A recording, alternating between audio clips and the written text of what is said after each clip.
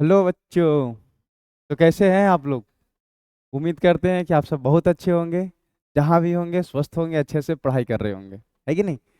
तो आज हम लोगों का जो है chapter chemistry in everyday life, बहुत अच्छा चैप्टर है। आज तो आप लोग आधा डॉक्टर बन ही जाएंगे, अरे नहीं तो झोला छाप डॉक्टर तो बनना ही है। हाँ। इसमें जो है हम लोग का जो है दवा का नाम, और टोटल 11 दवा, अलग अलग टाइप का जो हम लोग होता है डिजीज, वो अलग अलग 11 डिजीज के बारे में पढ़ने वाले हैं। उसके मेडिसिन के बारे में पढ़ने वाले हैं, जो कि बहुत ही मज़ेदार टॉपिक है और बहुत ही मज़ा आने वाला है इस चैप्टर में, है कि नहीं? तो आप इस वीडियो को अगर पहली बार पढ़ रहे हैं तो फिर जो स्पीड है इस वीडियो का उसी में पढ़ने का कोशिश करें, वरना अगर इससे ज़्यादा स्पीड वगैरह पढ़ने का कोशिश आप करते हैं तो फिर दिक्कत होगा। ठीक है। तो बहुत ही मज़ेदार टॉपिक है, और ये जेई नीट वगैरह में तो है नहीं, अब किसी चीज सीबीएसई वगैरह में अदर बोर्ड भी नहीं है, लेकिन बिहार बोर्ड वाला इसको रखा है तो कोई दिक्कत ना है। हम लोग इसको पढ़ेंगे, अगर रखा है तो कोई दिक्कत नहीं, हम लोग पढ़ेंगे। इसको थोड़ा हटा लेते हैं। हम्म, ठीक है। तो चलो स्टार्ट करते हैं केमिस्ट्री इन एवरीडे लाइफ, कि एवरीडे के लाइफ में क्या केमिस्ट्री का यूज है। इतना दिन से केमिस्ट्री पढ़ रहे थे सर, हमको यूज ही नहीं पता चल रहा था कहाँ है, लेकिन आज पता चलेगा कहाँ यूजेज है। चलो आ जाओ। सबसे पहले केमोथेरेपी। क्या होता है chemotherapy? The branch of science which deals with the treatment of disease. विज्ञान का वैसा शाखा जो ट्रीटमेंट ऑफ डिजीज डिजीज के ट्रीटमेंट के बारे में बताता है, by using suitable chemical. 1 minute बाबू, का ब्राइटनेस देख लेते हैं। चलो ठीक है। अगर सुटेबल केमिकल सब्सटेंस का इस्तेमाल करके अगर किसी डिजीज का इलाज किया जाता है तो उसे हम लोग केमोथेरेपी कहते हैं। लिखा हुआ है ना, treatment of disease bye using suitable chemical. अगर सुटेबल केमिकल मतलब जो काम करे, अगर किसी केमिकल सब्सटेंस का यूज करके हम किसी डिजीज को इलाज कर रहे हैं, अच्छे ठीक कर रहे हैं, तो फिर उसको हम लोग बोलते हैं केमोथेरेपी। बोलो कोई दिक्कत? और जिस दवा से ठीक करते हैं उसे हम लोग बोलते हैं chemotherapeutic. The chemical used for the cure, cure मतलब इलाज। भैया हम लोग जिस दवा का इस्तेमाल करते हैं, लिखा हुआ है ना, the chemical used for the cure are called chemotherapeutic. भैया जो हमारा केमिकल होगा जो ठीक करेगा बीमारी को, उसको हम लोग केमोथेरेपेटिक बोलेंगे। और बाकी बात, इस प्रोसेस को जो हम लोग बोलते हैं केमोथेरेपी बोलते हैं। कोई दिक्कत? इसमें भी हमारा दो होता है, एक मेडिसिन होता है बाबू, एक ड्रग्स होता है। मेडिसिन और ड्रग्स में क्या अंतर है हम बताते हैं। मेडिसिन जो है वो डिजीज का ट्रीटमेंट करता है, मतलब बीमारी का इलाज करता है, बट डज नॉट एडिक्शन, मतलब ये लत नहीं लगाता है, कुछ लत नहीं लगाता, दवा खाए ठीक हो गया कहानी खत्म। लेकिन ड्रग्स जो होता है ये भी बीमारी को ही ठीक करता है, पर ये लत को लगाता है। जैसे कि कई होता है ना कि कई का शुगर बढ़ जाता है तो हमेशा कितना लोगों के बीपी बढ़ जाता है, हमेशा शुगर की दवा खाते रहता है, तो उसका शुगर तो ठीक हो रहा है, बट उसके लिए वो एडिक्शन है, मतलब लत लग गया, उसको खाना ही पड़ेगा, दवा नहीं खाएगा शुगर को तो शुगर बढ़ जाएगा। तो उसके लिए वो मेडिसिन नहीं, ड्रग्स है। बीपी की दवा खाते रहता है लोग, एक बार किसी को थोड़ा बड़ा खा लिया ठीक हो गया कोई दिक्कत नहीं, लेकिन वो उसका बीपी की दवा चल ही रहा है तो चल ही रहा है भैया, तो वो उसके लिए ड्रग्स का काम करेगा, यानी इलाज तो हो रहा है उसका, उस बीमारी का इलाज हो रहा, बट उसको लत लग चुका है तो उसको हम लोग बोलेंगे ड्रग्स। तो मेडिसिन क्या है? तो sir it is the chemical substance, ये वैसा केमिकल सब्सटेंस है which cures the disease and are safe to use it, जो डिजीज का इलाज करे और इसका यूज करना सुरक्षित होता है, एंड हैज नेग्लिजिबल और नॉट कॉज एडिक्शन, या तो लगभग नहीं के बराबर एडिक्शन होता है, या तो फिर कोई एडिक्शन होता ही नहीं, कोई लत लगता ही नहीं है। लेकिन ड्रग्स में हम लोग क्या बोलेंगे? It is the chemical substance which also cure the disease, ये भी एक वैसा सब्सटेंस है जो डिजीज का इलाज करता है, but it is habit forming, लेकिन ये जो है आदत बना देता है, and causes addiction and has serious side effect, और ये लत लगाता है जिसके कारण एक सीरियस गंभीर साइड इफेक्ट हो सकता है बाबू। तो ये फर्क है मेडिसिन और ड्रग्स में। अब देखो classification of drugs and medicine. Classification of drugs medicine हम लोग ये देखते हैं कि ड्रग्स और medicine generally classified according to the purpose of which they are used it. मतलब ड्रग्स और मेडिसिन को हम लोग कैसे क्लासिफाइड कर सकते हैं? उसके यूज के अनुसार, उसके यूज के पर्पस के अनुसार कैसे उसका यूज है, तो वही बोला जा रहा है कि ड्रग्स और मेडिसिन जनरली क्लासिफाइड जनरली जो बांटा जाता है वो according to the purpose for which they are used, जैसा उसका यूज हो जाता है उसी के अनुसार उसका क्या किया गया, बांटा गया है। ठीक है, तो सबसे पहले हम लोग पढ़ते हैं एनालिसिस। भैया क्या होता है एनालिसिस, कितना आसान है कि the chemical substance which are use to relief pain, relief pain, बस इसको याद रखना है कि वैसा सब्सटेंस, वैसा केमिकल पदार्थ जो हमको दर्द से आराम के लिए यूज किया जाता है उसको हम लोग क्या बोलेंगे, एनालिसिस। आगे समझ में, तो डेफिनेशन याद करना बहुत आसान है, बहुत आसान। एनालिसिस समझ में आ गया, हाँ सर वैसा केमिकल सब्सटेंस जिसका यूज जो हम लोग करते हैं रिलीफ पेन, दर्द से आराम के लिए करते हैं, लेकिन इसका दवा का नाम याद करना बहुत जरूरी है। जैसे एग्जाम्पल में है, दवा का नाम बताते हैं, एस्प्रिन, सेरिडोन, एनालेजिन, नेवलाजिन।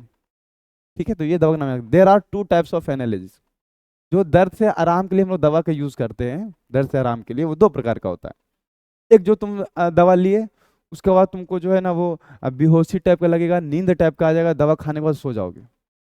और एक जो है दवा खाए, कुछ बेहोश हो आराम से ठीक हो गया, आराम से घूर फिर दवा खाए, चल गया बाहर घूमने के लिए, फिर आए, कोई दिक्कत नहीं। तो दो होता है, एक नार्कोटिक्स और एक नॉन नार्कोटिक्स। नार्कोटिक्स होता है the drugs which produce sleep, sleep produce मतलब उत्पन्न करते हैं नींद, एंड अनकॉन्शियसनेस, अनकॉन्शियसनेस का मतलब होता है बाबू बेहोशी, समझ में आ रहा ना।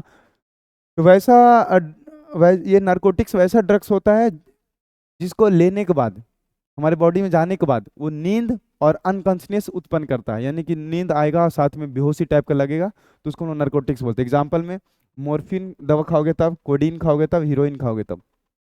हाँ हीरोइन मतलब वो बोला नहीं, मैं तेरी बाहों के झूले में पली बाबुल, वो वाला नहीं। ठीक है, ये मोर्फिन, कोडीन, हीरोइन जो नहीं होता ऐसे फूक के आ, भाई इससे सर, इससे कौन सा दर्द का आराम मिलता है? दर्द का आराम मिलता है भाई, उनसे पूछो जो अल्कोहल पीता, वो भी दर्द का आराम देता है, लेकिन ये सब सब ड्रग्स है, लत लग जाता है।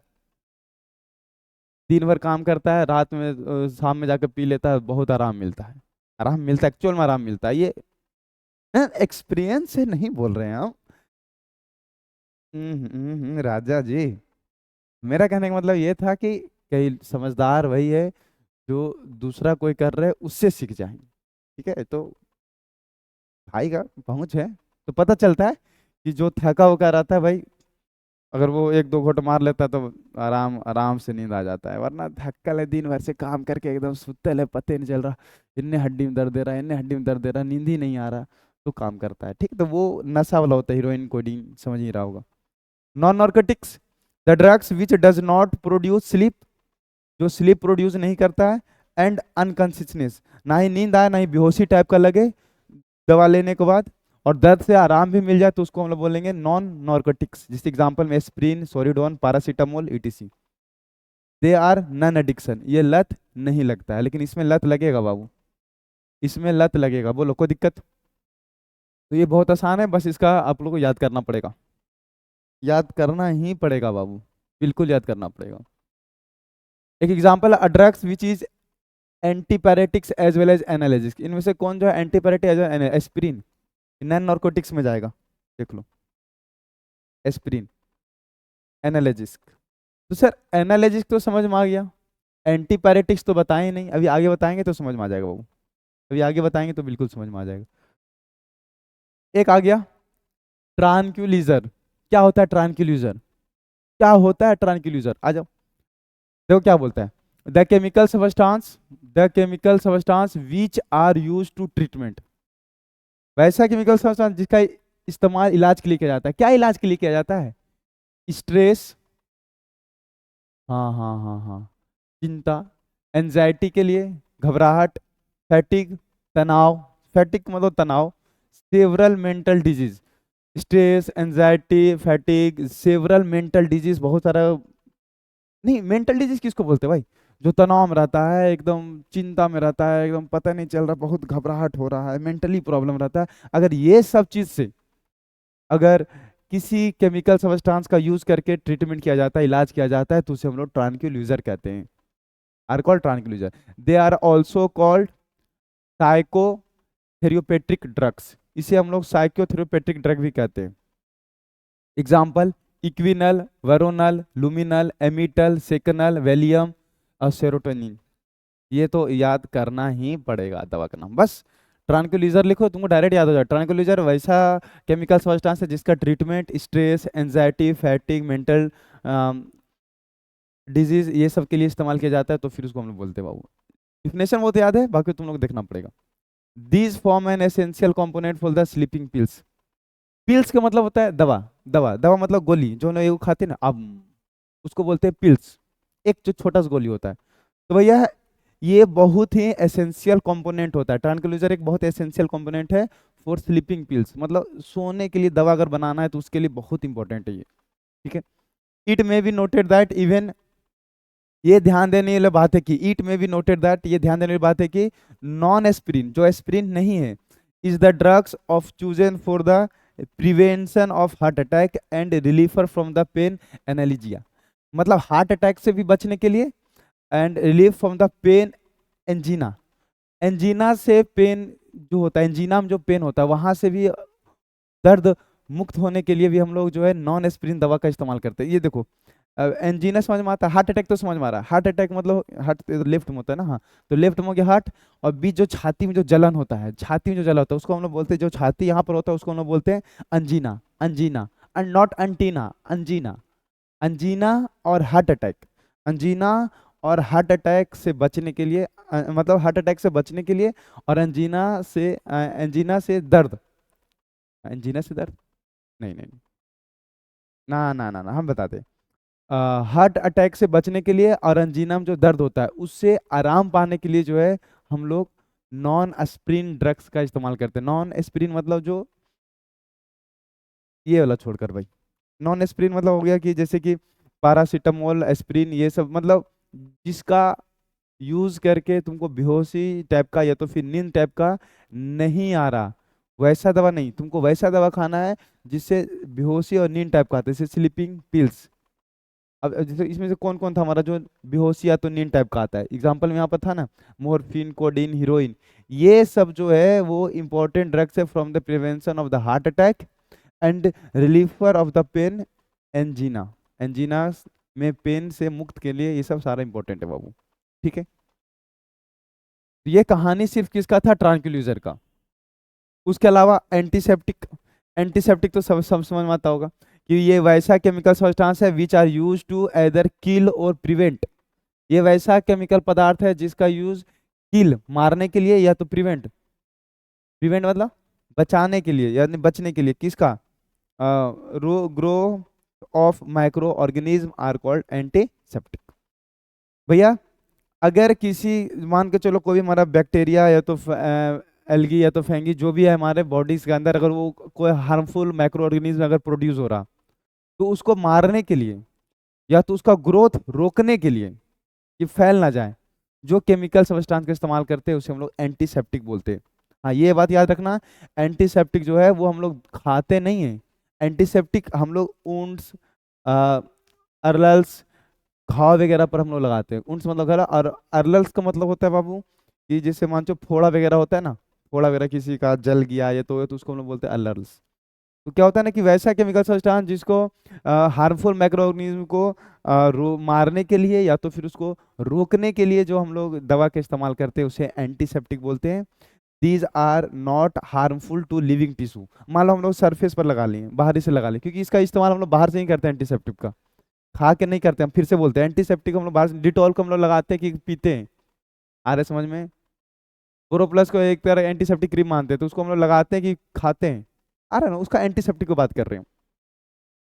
ठीक है ना। तो अगर मान के चलो यहाँ पे हमको कट लग गया या तो घाव हो गया या तो फिर कट छट गया, तो हम एंटीसेप्टिक जो लगा रहे डिटॉल, तो वो केवल हार्मफुल माइक्रो ऑर्गेनिज्म को वो मारता है, किल करता है या तो उसको बढ़ने से रोकता है।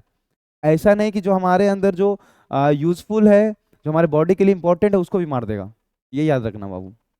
These are not harmful to living tissue, living tissue के लिए हार्मफुल नहीं होता है, and can be safely applied on the wounds, wounds मतलब घाव, कट कट लग जाए वहाँ, डिजीज स्किन सरफेस मतलब स्किन सरफेस जहाँ डिजीज है वहाँ भी लगा सकते हो आसानी से, सेफली, सुरक्षित, कोई दिक्कत नहीं है। They are used only externally uses, इसका इस्तेमाल केवल हम लोग बाहर से ही करते हैं। बोलो कोई दिक्कत ये दोनों में, और कितना आसान है भाई। उसके अलावा which one of the following is employed as tranquilizer, इनमें से कौन सा ट्रांक्विलाइजर माना जाता है? ट्रांक्विलाइजर बहुत सारे एग्जांपल बताए थे, इक्विनल पहला में ही था, इक्विनल, ठीक है। The common example of antiseptic, बहुत सारा एग्जांपल है एंटीसेप्टिक का, और वो सारा एग्जांपल हम लिख रखे, देखना। एग्जांपल में Dettol, methanol, iodine, boric acid, iodoform, उसके बारे में हम थोड़ा थोड़ा लिख रखे, जिसे इंपॉर्टेंट है वो हम दिखा देते हैं कि डिटॉल के बारे में, it is a very well known as antiseptic, सबसे अच्छा माना जाता है एंटीसेप्टिक किसको? डिटॉल को। ये सब एग्जाम्पल है एंटीसेप्टिक पर, ध्यान से देखते जाना। It is a mixture of, ये ध्यान देने वाली बात है कि डिटॉल किस चीज का मिश्रण होता है? तो क्लोरोजिलिनॉल और ट्रेपिनॉल का। फिर से बोल देते हैं कि डिटॉल जो होता है वो मिक्सचर होता है क्लोरोजिलिनॉल का और ट्रेपिनॉल का। भाई एकदम इंपॉर्टेंट है, ऑब्जेक्टिव में आता है कि बताओ डिटॉल कौन से चीज से मिलकर बनता है? तो क्लोरोजिलिनॉल और ट्रेपिनॉल, ठीक है। In a suitable solvent, suitable solvent मिला के करते हैं। Chloroxylenol has both antiseptic and disinfectant property. Disinfectant क्या होता है हम लोग आगे पढ़ेंगे, एंटीसेप्टिक तो समझ में आ गया ना। देखो एंटीसेप्टिक होता है ना कि मान चलो किसी शरीर, हम लोग इंसान की बात करते हैं या तो किसी जानवर एनिमल का बात करते हैं, किसी का कट गया तो घाव हो गया तो स्किन पर लगाते हैं, उस हार्मफुल माइक्रो ऑर्गेनिज्म को मारने के लिए जो हम लोग इस्तेमाल करते हैं उसे हम लोग एंटीसेप्टिक बोलते हैं। लेकिन अगर फ्लर्स हो गया, या तो फिर टॉयलेट्स बाथरूम वगैरह में जो हम लोग के इस्तेमाल करते हैं, नहीं बोलते रेड वाला हार्पिक, ब्लू वाला हार्पिक, ये जो अगर नॉन लिविंग सरफेस पर हार्मफुल बैक्टीरिया को मारने के लिए इस्तेमाल करते हैं तो उसको हम लोग यूज किया जाता है तो हम लोग डिसइंफेक्टेंट बोलते हैं। और अगर लिविंग थिंग्स के सरफेस पर अगर हार्मफुल बैक्टीरिया को मारने या रोकने के लिए किया जाता है तो उसको हम लोग एंटीसेप्टिक बोलते हैं। तो ये जो हमारा मिलकर बन रहा क्लोरोजिलिनॉल और ट्रेपिनॉल से, वो तो ठीक है, ये मिक्सचर है डिटॉल का, ये दोनों मिलता है तब डिटॉल बनता है। लेकिन क्लोरोजिनोलॉल जो है वो दोनों प्रॉपर्टी होगा एंटीसेप्टिक, यानी कि तुम स्किन पर भी काम कर सकता है, उसके अलावा जो नॉन लिविंग सरफेस होता है वहां पर भी काम कर सकता है, यानी डिसइंफेक्टेंट प्रॉपर्टी, ठीक है। आगे पढ़ेंगे अभी हम लोग। विथिनॉल, ये भी इट इज एन एंटीसेप्टिक, ये भी एक एंटीसेप्टिक क्रीम है, which is generally added to the meditated soap, जो कि ये जनरली सॉप के रूप में पाया जाता है, वही सॉप में मिला के बनाया जाता है। To reduce the order of the produce by bacteria decomposition of organic matter on the skin, और जो स्किन के ऊपर जो हमारा होता है हार्मफुल बैक्टीरिया उसको हटाने का काम करता है, उसको किल करने का काम करता है, उसको मारने का काम करता है कौन? बिथिनॉल। तो ये सॉप में पाया जाता है, डिटॉल तो खैर जान ही रहे। आयोडीन क्या है? It is a powerful antiseptic, याद रखना most powerful antiseptic is iodine, इसी को हम लोग बोलते हैं it is used as tincture of iodine, 2.3% iodine रहता है बाबू। अल्कोहल एंड वाटर, आयोडीन समझ में आता है? किसी का पूरा शरीर उरीर जल जाता है, देखता है पूरा ब्लू ब्लू ब्लू करके पूरा लगा दिया जाता है, ऐसे ऐसे करके, वो पूरा आयोडीन ही रहता है, सबसे बड़ी एंटीसेप्टिक। मान लो किसी का पूरा शरीर जल जाता है, पूरा चमड़ा निकल जाता है, ब्लू ब्लू ब्लू ब्लू करते तो लगता है, इससे लगता है नील डाल दिया, लेकिन वो नहीं रहता, वो आयोडीन रहता है बाबू। इसी को हम लोग बोलते हैं टिंक्चर ऑफ आयोडीन, जिसमें 2 या 3% सिर्फ आयोडीन रहता है, उसके बाद भी हम उसको टिंक्चर ऑफ आयोडीन कहते हैं। तो मोस्ट इंपॉर्टेंट एंटीसेप्टिक है ये, ठीक है। वरना जितना वो जलता है ना उस टाइम डिटॉल में तो पूरा काम ही नहीं कर पाएगा उतना। बोरिक एसिड भी काम करता है, a dilute aqua solution of boric acid is used, जो डाइल्यूट एक्वा सॉल्यूशन होता है बोरिक एसिड का, उसका इस्तेमाल हम लोग कहाँ करते हैं? ये भले ही वीक एंटीसेप्टिक है but for uses in the eyes, eyes में, आँख के ड्रॉप में। भैया हमको फलगी हो गया, भैया आँख लाल हो गया, भाई बहुत कचुआ आ रहा है, एकदम गड़ते रहता है, कीड़ा पड़ गया है लगता है, तो ऐसे के लिए हम लोग का इस्तेमाल करते हैं? बोरिक एसिड का। It is also form a part of antiseptic baby talcum powder, हाँ बेबी का टेल्कम पाउडर बनाने के लिए इस्तेमाल करते हैं। जैसे नहीं होता है कि पिछवाड़ा छोड़ा छिला उला जाता है तो फिर दिक्कत उक्कत होता है तो पाउडर, हाँ वो सब बनाने के लिए भी इसका इस्तेमाल करते हैं। आयोडोफॉर्म, आयोडोफॉर्म यानी CH4 is also use as the antiseptic powder for the wounds, घाव पर पाउडर लगाने के लिए भी इसका इस्तेमाल करते हैं, किसका? आयोडोफॉर्म का। तो भैया मोस्ट इंपॉर्टेंट इसमें जो ध्यान देने वाला है, डिटॉल, बोरिक एसिड आइज के लिए, आयोडीन जलन मतलब जलवल जाता है तब, जो सबसे मोस्ट पावरफुल आयोडीन है ये, सबसे मोस्ट पावरफुल एंटीसेप्टिक आयोडीन, और bithionol as in the soap, soap के रूप में इस्तेमाल करते हैं, ठीक है। भाई ये सब्जेक्टिव नहीं आता है, ऑब्जेक्टिव में आता है, सिर्फ याद कर लेना है। हाइड्रोजन पेरोक्साइड का भी इस्तेमाल करते हैं, it is also used as mild antiseptic under the name of perhydrol for the washing wounds teeth ears. हाँ इसको घाव को धोने में, दांत को धोने में, कान को साफ करने में जो हमारा इस्तेमाल किया जाता है एज एंटीसेप्टिक, वो कौन है? Hydrogen peroxide. ठीक है। सेलोल, ये भी इंपॉर्टेंट है बाबू, एकदम याद रखना। कौन कौन है ये तो एग्जाम्पल याद रखना। एंटीसेप्टिक कितना बता दिया? Dettol, bithionol, iodine, boric acid, iodoform, hydrogen peroxide, salol, potassium permanganate, soframycin और फुरासिन, और gentian, violet and the methylene blue, ये सब सारा एंटीसेप्टिक है। कहाँ यूज है वो सारा बता दे रहे। सेलोल का इस्तेमाल कहाँ करते हैं भैया? It is used as intestinal antiseptic for the throat eliminate. Throat मतलब गले, गले को साफ करने के लिए किया जाता है बाबू। पोटासियम पर मैग्नेट का बात करें तो केमेनोफोर use the antiseptic in the dilute solution. Dilute solution में इसका इस्तेमाल करेंगे हम लोग बाबू एज एंटीसेप्टिक। देखो इधर वाला जो है कोई इंपॉर्टेंट नहीं है, उतना कुछ खास नहीं है, लेकिन इधर वाला सेलोल तो खैर बहुत इंपॉर्टेंट है बाबू। इसका इस्तेमाल हम लोग कहाँ किया जाता है? तो गले को साफ करने के लिए किया जाता है। Soframycin and furacin, soframycin and furacin are antiseptic cream which are applied on the living tissue such as, जैसे कि वुंड्स, कट्स, अल्सर। अल्सर मतलब समझ में आता है ना? फोड़ा को बोलते हैं बाबू, फोड़ा जो हो जाता है ना उसको बोलते हैं अल्सर। डिजीज स्किन, भाई ये और ये डिटॉल दोनों में कोई फर्क नहीं पड़ता, दोनों सेम जगह करते हैं। और ये तो हम लोग पता है, अगर एंटीसेप्टिक है तो wounds, cuts, ulcer, disease skin पर करेंगे ही अब इस्तेमाल। जेटिनन, वायलेट और मिथिलीन ब्लू जो है वो सम ऑर्गेनिक डाई है और also effective antiseptic. These are use for the treatment of the infection disease. अगर कोई इन्फेक्शन वगैरह हो गया है, और वो वाला इन्फेक्शन नहीं कि भैया जो दवा खा के ठीक हो, मतलब थोड़ा बहुत इन्फेक्शन जैसे नहीं होता कि फुंसी उनसी होने लगता है स्किन, तो उसके लिए हम बोल रहे हैं। अगर थोड़ा बहुत कोई इन्फेक्शन होता है तब हम लोग जो है वो मिथिलीन ब्लू या तो फिर जेंटियान, हाँ जेंटियान वायलेट का इस्तेमाल करते हैं बाबू। ठीक है। इसमें ज्यादा याद करने की जरूरत नहीं है, कम से कम इतना याद कर लेना, Dettol, bithionol, iodine, boric acid, iodoform छोड़ देना और एक सेलोल, बस। क्वेश्चन है इसमें, जैसे क्वेश्चन देखो, सेलोल इज एन डिसइंफेक्टेंट है, एनालिसिस है, एंटीसेप्टिक है, एंटीबायोटिक है, क्या है बाबू? एंटीसेप्टिक है। ठीक है। उसके बाद क्या है? Dettol is used as disinfectant.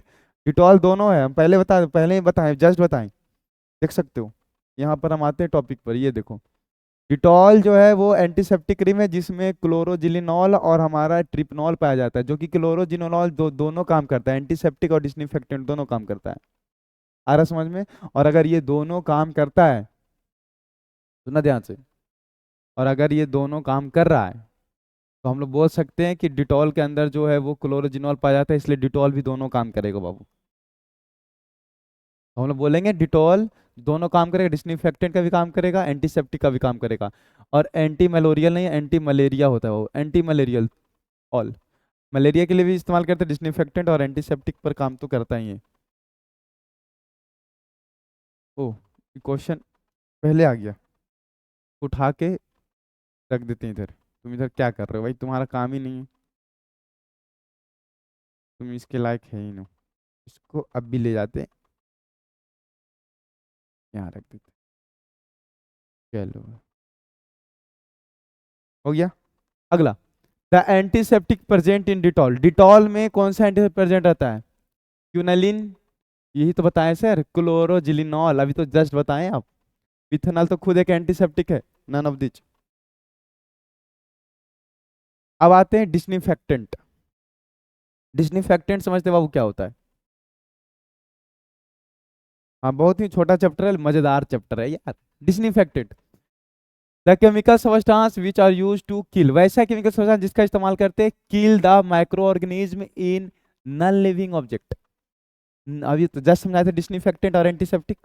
अगर तुम लिविंग थिंग्स पर, अगर तुम माइक्रो ऑर्गेनिज्म को मारने का इस्तेमाल कर रहा तो एंटीसेप्टिक, और नॉन लिविंग थिंग्स पर मारने के लिए या तो उसको रोकने के लिए जो हम लोग इस्तेमाल करते हैं केमिकल सब्सटेंस, उससे हम लोग क्या बोलते हैं? डिसइंफेक्टेंट। जैसे कि फ्लोर, टॉयलेट्स, ड्रेन, एटीसी। कोई दिक्कत?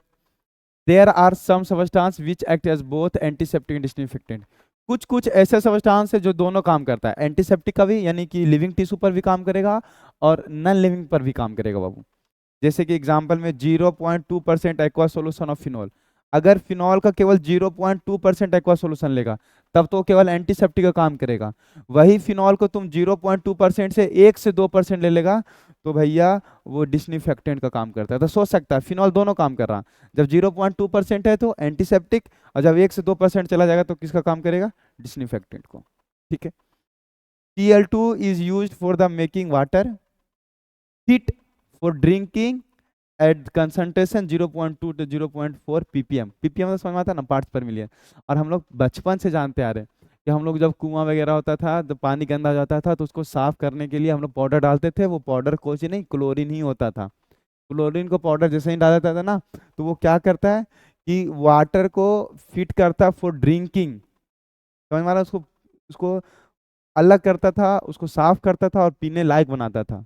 ठीक है। तो Cl2 used for making water fit for the drinking, पीने योग्य बनाने के लिए इस्तेमाल किया जाता है। कब? 0.2 से 0.4 ppm कंसंट्रेशन रखने के बाद। अब इससे भी ऑब्जेक्टिव आता है भैया, इससे भी करेंगे हम लोग। अब आ रहा है एक और क्वेश्चन, ये सब काहे यहाँ आ जाता है उठ के तुम? चल भाई यहाँ से, तुम्हारा काम यहाँ नहीं है।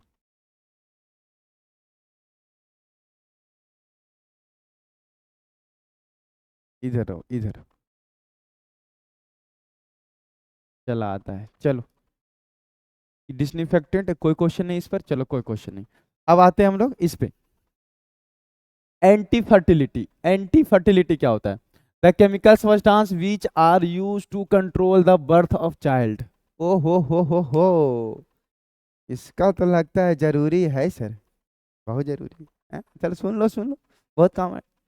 वैसा केमिकल सब्सटेंस जिसका इस्तेमाल करते हैं control the birth of child, बच्चे को जन्म होने से रोकने के लिए, यानी प्रेगनेंसी को रोकने के लिए जो हम लोग दवा का इस्तेमाल करते हैं उसे हम लोग एंटी फर्टिलिटी कहते हैं। Anti fertility. These are also called oral contraceptives. इसी को हम लोग ओरल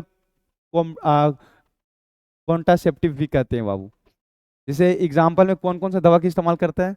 तो नॉर्थिनड्रोन, नोएस्ट्रोल, मैप्रिस्टन। एकदम दवा का नाम याद रखना पड़ेगा बाबू कि बर्थ ऑफ चाइल्ड को रोकने के लिए, यानी प्रेगनेंसी को रोकने के लिए जो हम लोग दवा का इस्तेमाल करते हैं वो तीन है, नॉर्थिनड्रोन, नेमेस्ट्रोल और मैप्रिस्टन। ठीक है। Anti histamine. एंटी हिस्टामिन क्या होता है? टोटल 11 पढ़ाएंगे भाई।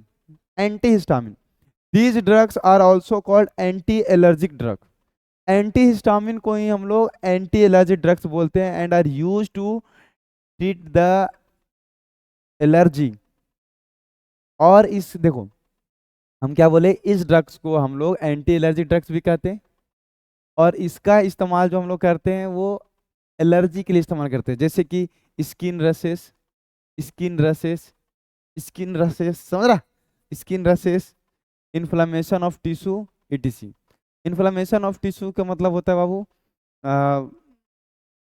मतलब कि स्किन में जैसे नहीं होता कहीं कहीं, मतलब क्या बोलते हैं उसको, बर्रे। हाँ, बर्रे वगैरह हो जाता है, घाव वगैरह हो जाता है, उसी को बोलते हैं हम लोग। तो जनरली जो है उनको एलर्जी जो होता है उसका ट्रीटमेंट के लिए हम इस्तेमाल, चाहे फिर स्किन रसेस हो, चाहे इन्फ्लेमेशन ऑफ टिश्यू हो वगैरह जो भी हो, तो एलर्जी का ट्रीटमेंट के लिए जो हम लोग इस्तेमाल करते हैं उसे हम लोग क्या बोलते हैं? Antihistamine. Since the allergy reaction are caused by due to the liberation of histamine in the body. हमारे बॉडी में, हमारे बॉडी में जब हिस्टामिन प्रोड्यूस होता है, हिस्टामिन एक तरह का केमिकल है बाबू, जब हमारे बॉडी में जब हिस्टामिन उत्पन्न होने लगता है, जिसके कारण जो है ये जो स्किन डिजीज होता है, या तो फिर जो हमारे जो भी रिलेटेड होता है स्किन डिजीज, मतलब स्किन से रिलेटेड जो भी डिजीज होता है, जो भी प्रोड्यूस होता है वो तब वो प्रोड्यूस होता है जब हमारा बॉडी हिस्टामिन को प्रोड्यूस करता है। फिर से बोल रहे हैं, since the allergy reaction are cause due to the liberation of histamine in the body. जब हमारे बॉडी में हिस्टामिन प्रोड्यूस होता है तब जाके ये जो है एलर्जी वाला रिएक्शन होता है। ठीक है। Therefore this drugs are called anti histamine, जिसके कारण इस ड्रग्स को एंटी हिस्टामिन कहते हैं। तो ठीक है भैया, जिसके भी कारण एंटी हिस्टामिन कहते हैं, बट एंटी हिस्टामिन जो है एक वैसा केमिकल सब्सटेंस है जो एलर्जी के दौरान, चाहे स्किन रसेस हो, चाहे इन्फ्लेमेशन ऑफ टिश्यू हो, उसका इलाज करने के लिए किया जाता है। ठीक है। एग्जाम्पल का नाम बताते कौन कौन सा दवा का इस्तेमाल करते हैं हम लोग। डायफिनाइल हाइड्रामाइन, क्लोरोफेनिरमाइन अमाइन, क्लोरो की जगह पर ब्रोमो भी हो सकता है कि ब्रोमोफेनिरामाइन, क्लोरो ब्रोमो आयोडो, बस उसके बाद हो जाएगा बाबू फेनरामाइन, मिलामाइट और एंटाजोलिन। इसी, हाँ थोड़ा नाम अजीब लगेगा दवा का, लेकिन करना तो पड़ेगा बाबू। ठीक है, ठीक है। तो स्किन एलर्जी के लिए इसका इस्तेमाल करेंगे, और ये तो खैर समझ में आ ही रहा है। Example, which one of the following is employed as antihistamine. Antihistamine में क्या इस्तेमाल करते हैं? ये नहीं, क्लोरोफेनिकॉल ना ना ना, नॉर्थेंड्रोन, ये तो अभी जस्ट बताएं, एंटी फर्टिलिटी है सर, अभी जस्ट बताएं, हम देख सकते हो। क्लोरोफेनेरमान, यहाँ पर है ब्रोमोफेनेरमाइन, तो हम लोग क्या लेंगे? Brompheniramine. Anti microbial, anti microbial क्या होता है? आ जाओ समझते हैं anti microbial. The chemical substance which are use to cure infection. Anti microbial क्या होता है ना, वैसा केमिकल सब्सटेंस जिसका उपयोग इलाज करने के लिए किया जाता है infection due to micro organism such as bacteria, virus, fungi, etc. Bacteria, fungi, या तो फिर किसी भी वायरस से जो हमारा बॉडी इन्फ्लुएंस्ड होता है, प्रभावित होता है, इस चीज को, इस चीज से इलाज करने के लिए जो हम लोग केमिकल सब्सटेंस का इस्तेमाल करते हैं, उसे हम लोग एंटी माइक्रोबियल कहते हैं।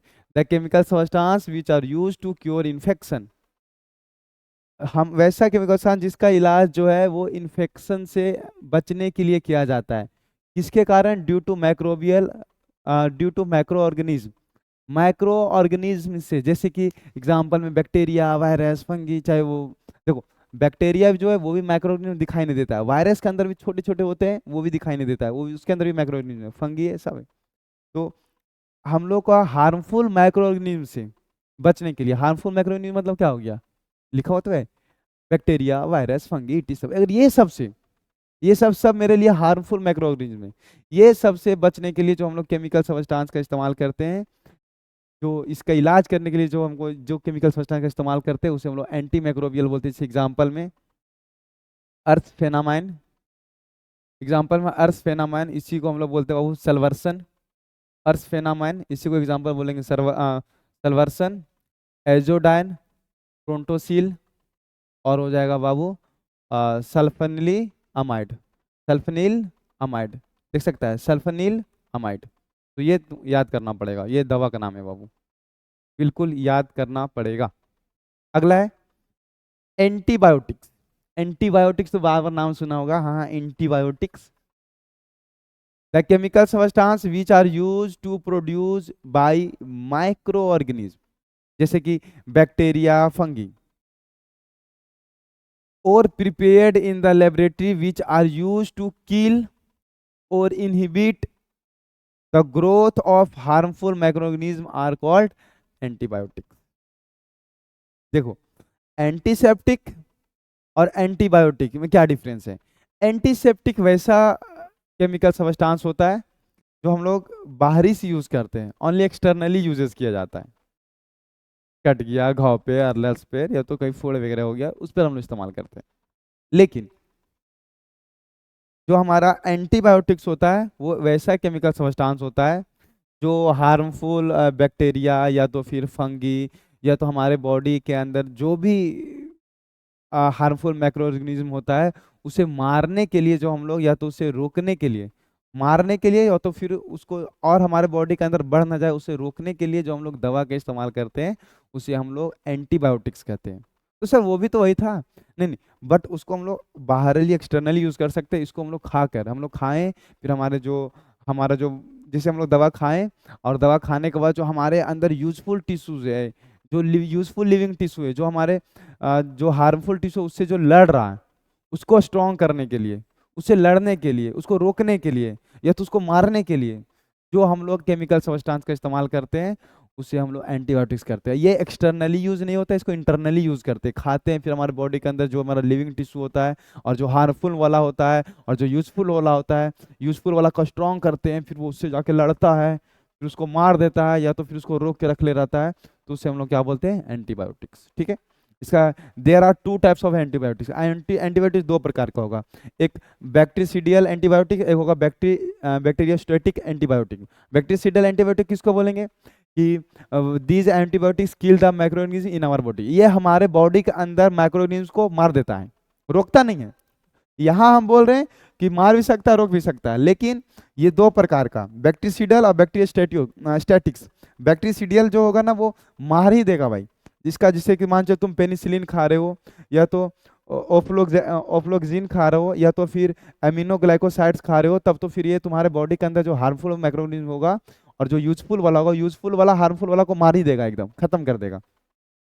लेकिन अगर तुम बैक्टीरियोस्टैटिक एंटीबायोटिक्स खा रहे हो, तो these antibiotic inhibit the growth of microorganism in our body, ये माइक्रोऑर्गेनिज्म हमारे बॉडी के अंदर रोकता है, सिर्फ मारता नहीं है, कातिए, सिर्फ रोकता है। जैसे कि टेट्रासिलिन, क्लोरामफेनिकोल और एरिथ्रोमाइसिन, एकदम इंपॉर्टेंट है भैया।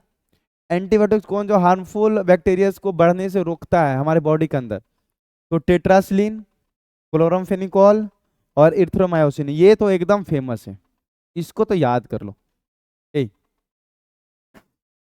मिर्गिया मिर्गिया डिस्टर्ब कर रही है, ए सुबह सुबह मर्डर कर दिया। तो टेट्रासिलिन, क्लोरामफेनिकोल और इरिथ्रोमायोसिन, ठीक है, ठीक है भाई, एकदम इंपॉर्टेंट है, याद कर लियो।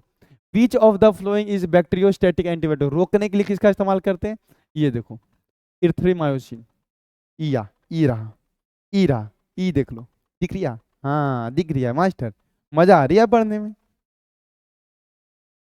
उसी के आगे भी और है, उसी के आगे अभी और है, अभी हम लोग एंटीबायोटिक्स ही पढ़ रहे हैं। एंटीबायोटिक्स भी दो प्रकार का होगा, एक नैरो और एक जो होगा बाबू ब्रॉड स्पेक्ट्रम। क्या होता है वो भी हम समझाते हैं, देखो। The complete range of micro organism attack by an antibiotic is called its spectrum, यानी कि एक एंटीबायोटिक्स द्वारा जितने रेंज तक माइक्रो ऑर्गेनिज्म को रोका जाता है या तो मारा जाता है, उसको हम स्पेक्ट्रम बोलते हैं। जैसे मान लो कि हम इस जगह पर है, तो हमारे इस जगह पर खड़ा है, तो हमारा कितना एरिया तक जो है हम अपने लोगों को प्रभावित कर सकते हैं या तो अपने लोगों को मार सकते हैं, तो उसको हम लोग बोलेंगे स्पेक्ट्रम, ये मेरा स्पेक्ट्रम हो गया। तो एंटीबायोटिक्स के पास जितना क्षमता होता है अपना रेंज तक, कितना रेंज तक कि उसको एक हार्मफुल माइक्रोऑर्गेनिज्म को मार रहा कि 4 5 6 7 8, कितना रेंज तक हमारे बॉडी के अंदर मार पाता है, तो उसको हम लोग बोलते हैं स्पेक्ट्रम। जो कि दो होता है, एक ब्रॉड स्पेक्ट्रम, एक नैरो। नैरो मतलब एक दो सिर्फ मारेगा, अब ब्रॉड मतलब बहुत लंबे दूर चौड़े तक, बहुत अच्छे रेंज तक हमारे बॉडी के अंदर हार्मफुल मैक्रोऑर्गेनिज्म को मार सकता है, ठीक है। The complete the complete range of microorganism attacked by an antibiotic, एक एंटीबायोटिक द्वारा एक माइक्रो ऑर्गेनिज्म पर जितने कंप्लीट रेंज में अटैक करता है, उसे हम लोग क्या बोलते हैं, spectrum. There are two types of spectrum, broad spectrum और नैरो स्पेक्ट्रम। और क्वेश्चन फेमस है, क्वेश्चन भरा पड़ा रहता है कि व्हाट इज एंटीबायोटिक्स, या तो write the difference between the broad spectrum and the narrow spectrum antibiotics. Broad spectrum and narrow spectrum antibiotics, भाई जितने भी 11 के 11 के नाम बता रहे हैं, 11 के 11 इंपॉर्टेंट है, कोई भी पूछता है और सब्जेक्टिव में 100% आता है, 11 में हर बार आता है, कोई ना कोई आते रहता है बाबू, और बहुत आसान भी है। बस तुम डिजीज देख लो, automatic the chemical substance which are use to cure, उसके बाद तुम लिख लो कौन सा डिजीज में इस्तेमाल करते हैं, उसका दवा का नाम याद लिख दो, कहानी खत्म। तो वो तो याद करना पड़ेगा। ब्रॉड स्पेक्ट्रम किसको बोलेंगे, the antibiotics which are effective against several types of harmful micro organism. समझ मारा, several type of harmful microorganism, अगर अलग अलग प्रकार के जो हार्मफुल माइक्रोऑर्गेनिज्म हमारे बॉडी के अंदर है, वो सबको अगर इफेक्ट करता है, प्रभाव करता है, उसको मारता है, तो फिर हम लोग उसको बोलेंगे ब्रॉड स्पेक्ट्रम एंटीबायोटिक्स। जैसे एग्जांपल में टेट्रासिलिन, क्लोरोफेनिकोल, या तो फिर क्रोमोस्टिसिन, क्रोमोमैस्टिन, क्रोमोमैस्टिन बाबू, ठीक है। ये सब जो है वो एक नहीं बहुत सारा हार्मफुल बैक्टीरिया को मारेगा। लेकिन नैरो स्पेक्ट्रम एंटीबायोटिक क्या है, the antibiotics which are effective against a specific micro organism, केवल जिसके लिए तुम खा रहे हो बस उसी को मारेगा, और हमारे बॉडी के अंदर दूसरा हार्मफुल है उसको छोड़ देगा, तो उसको हम लोग बोलेंगे नैरो स्पेक्ट्रम एंटीबायोटिक्स, ठीक है। एग्जाम्पल में पेनिसिलिन, स्ट्रेप्टोमाइसिन, नियोमाइसिन, याद रखना ये दो है broad spectrum, several types of harmful macroorganism को मारने का काम करेगा, और ये केवल स्पेसिफिक हार्मफुल माइक्रोऑर्गेनिज्म को मारने का काम करेगा बाबू। क्वेश्चन है, which one is broad spectrum? Broad spectrum कौन होता है? क्लोरमफेनिकॉल। अभी जस्ट देख सकते हो ब्रॉड स्पेक्ट्रम में कौन आ रहा था, क्लोरमफेनिकॉल। और देखो क्लोरमफेनिकॉल मेरा क्या है, एंटी फर्टिलिटी ड्रग है, एंटी हिस्टामिन है, एंटीसेप्टिक डिसइंफेक्टेंट है, ब्रॉड स्पेक्ट्रम एंटीबायोटिक से, ब्रॉड स्पेक्ट्रम एंटीबायोटिक से। अब broad spectrum antibiotic is broad, broad में हमारा कौन आएगा, क्लोरमफेनिकॉल, जस्ट अभी आया। बहुत बहुत क्वेश्चन आता है एंटीबायोटिक से। An antibiotic used for the treatment of typhoid. अगर कौन सा एंटीबायोटिक्स हम लोग टाइफाइड के लिए भी इस्तेमाल करते हैं, तो टाइफाइड में हम लोग कौन सा दवा का इस्तेमाल करते हैं, पेनिसिलिन का, टेट्रामाइसिन का, या तो सल्फा डायाजाइन का करते हैं, या तो क्लोरमफेनिकॉल, क्लोरमफेनिकॉल का बहुत इंपॉर्टेंट दवा है बाबू क्लोरमफेनिकॉल। ठीक है, बोलो कोई दिक्कत? अब यहाँ पर आते हैं हम लोग antipyretics. The chemical substance which are use to lower down the body temperature in high fever are called antipyretics. तो कितना आसानी से लिखा हुआ है, लिखा हुआ है कि वैसा केमिकल सब्सटेंस जब मेरे पास हाई फीवर होता है, जब ज्यादा बुखार होता है, जब बॉडी टेम्परेचर ज्यादा होता है, तो बॉडी टेम्परेचर को कम करने के लिए जो केमिकल सब्सटेंस का इस्तेमाल करते हैं उसे हम लोग एंटीपायरेटिक्स कहते हैं। यानी बुखार के दौरान जो बॉडी टेम्परेचर ज्यादा होता है ना, उस बॉडी टेम्परेचर को कम करने के लिए, यानी उस बुखार से ठीक होने के लिए जो हम लोग दवा का इस्तेमाल करते हैं उसे हम लोग एंटीपायरेटिक्स कहते हैं। जैसे एग्जांपल तुम लोग पहले जानता होगा, एस्पिरिन, पारासीटामोल और फिनास्टिन। ऐसे हम लोग ज्यादातर हम लोग क्या देता है, हम लोग बुखार उखार रहता है तो बॉडी टेम्परेचर कम करने के लिए क्या देता है, पारासीटामोल। बस दिए जा रहा है, दिए जा रहा है। इसमें से देखो दो का फिगर आना चाहिए, एस्पिरिन का और पारासीटामोल का। इसका जो होता है ना बाबू, बेंजीन बना लो, दो का फिगर तो आना ही चाहिए। यहाँ पर हो गया C OOH बेंजोइक एसिड, और यहाँ पर जो होता है वो होता है OCOCH3। तो इसी को हम लोग बोलते हैं सबसे ज्यादा वैल्यू कार्बोक्सिलिक एसिड का। ये तो खैर हो गया स्टर टाइप का, तो इसको हम लोग बोलेंगे 2 पर एसिटॉक्सी, दो कार्बन है तो 2 पर एसिटॉक्सी, और इसका नाम क्या हो जाएगा, बेंजोइक एसिड। 2 पर एसिटॉक्सी बेंजोइक एसिड। ठीक है, और पारासीटामोल का एक फिगर याद रख लेना। ये हमारा 2 एसिटॉक्सी बेंजोइक एसिड है, किसका नाम है, एस्पिरिन का, एस्पिरिन का बाबू। पारासीटामोल भी एक याद कर लेना कि ये होता है बेंजीन, बेंजीन को ऊपर होता है OH, और नीचे होता है एसिडामाइड NHCOCH3 एसिडामाइड। ठीक है, कोई दिक्कत? इसी का जो है वो नाम होता है 4 पर एसिटामाइड, एसिटामाइडो, एसिटामाइडो बाबू, 4 पर एसिटामाइडो, और इसको क्या बोलेंगे, फिनॉल, फिनॉल। 4 पर एसिटामाइडो और क्या हो जाएगा, फिनॉल। इसी को हम लोग बोलते हैं बाबू पारासीटामोल, पारासीटामोल, पारासीटामोल। ठीक है, कोई दिक्कत? तो ये याद रखना बाबू, ये एग्जाम्पल है, दो फिगर, एस्पिरिन का एक पारासीटामोल का। एंटासिड, एंटासिड क्या है, आजा आजा आजा देखते हैं भाई एंटासिड क्या है। इक्का हो गया इसको। हाँ, एंटासिड देखते हैं कि the chemical substance which neutralize the excess acid in the gastric juices. Gastric juices मतलब जो हमारे पेट के अंदर जो होता है ना, वो जहाँ गैस बनता है उसको, अरे भैया गैस कहाँ बनता है, लीवर के अंदर। कहाँ गया? The chemical substance which are used to neutralize excess acid in the gastric juices and give relief from acid indigestion, acidity, heartburns and gastric ulcer are called antacid।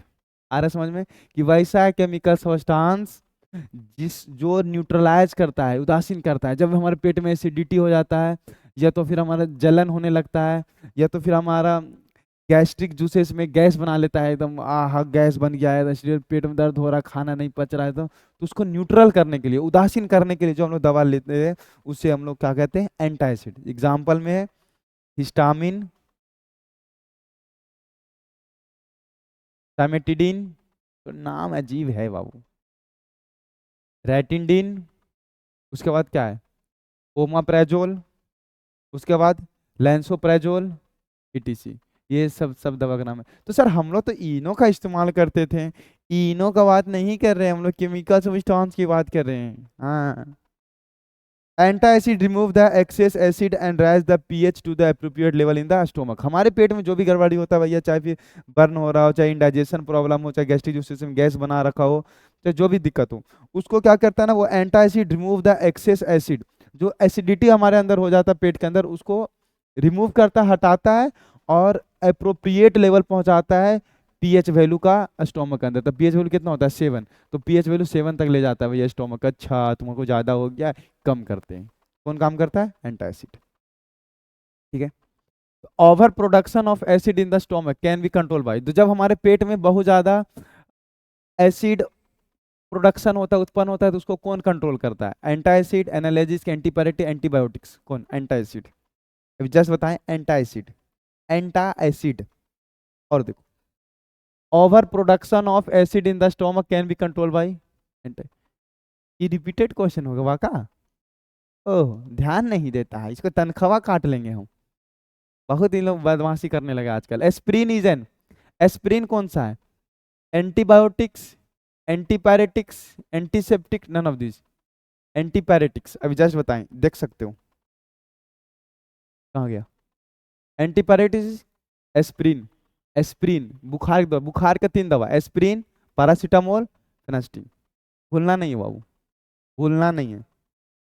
A substance which lower the body temperature, जो हमारा body temperature को कम करता है, उसे क्या करते हैं? एंटीपायरेटिक्स। क्या कहते हैं बाबू? एंटीपायरेटिक्स। कहाँ गया एंटीपायरेटिक्स?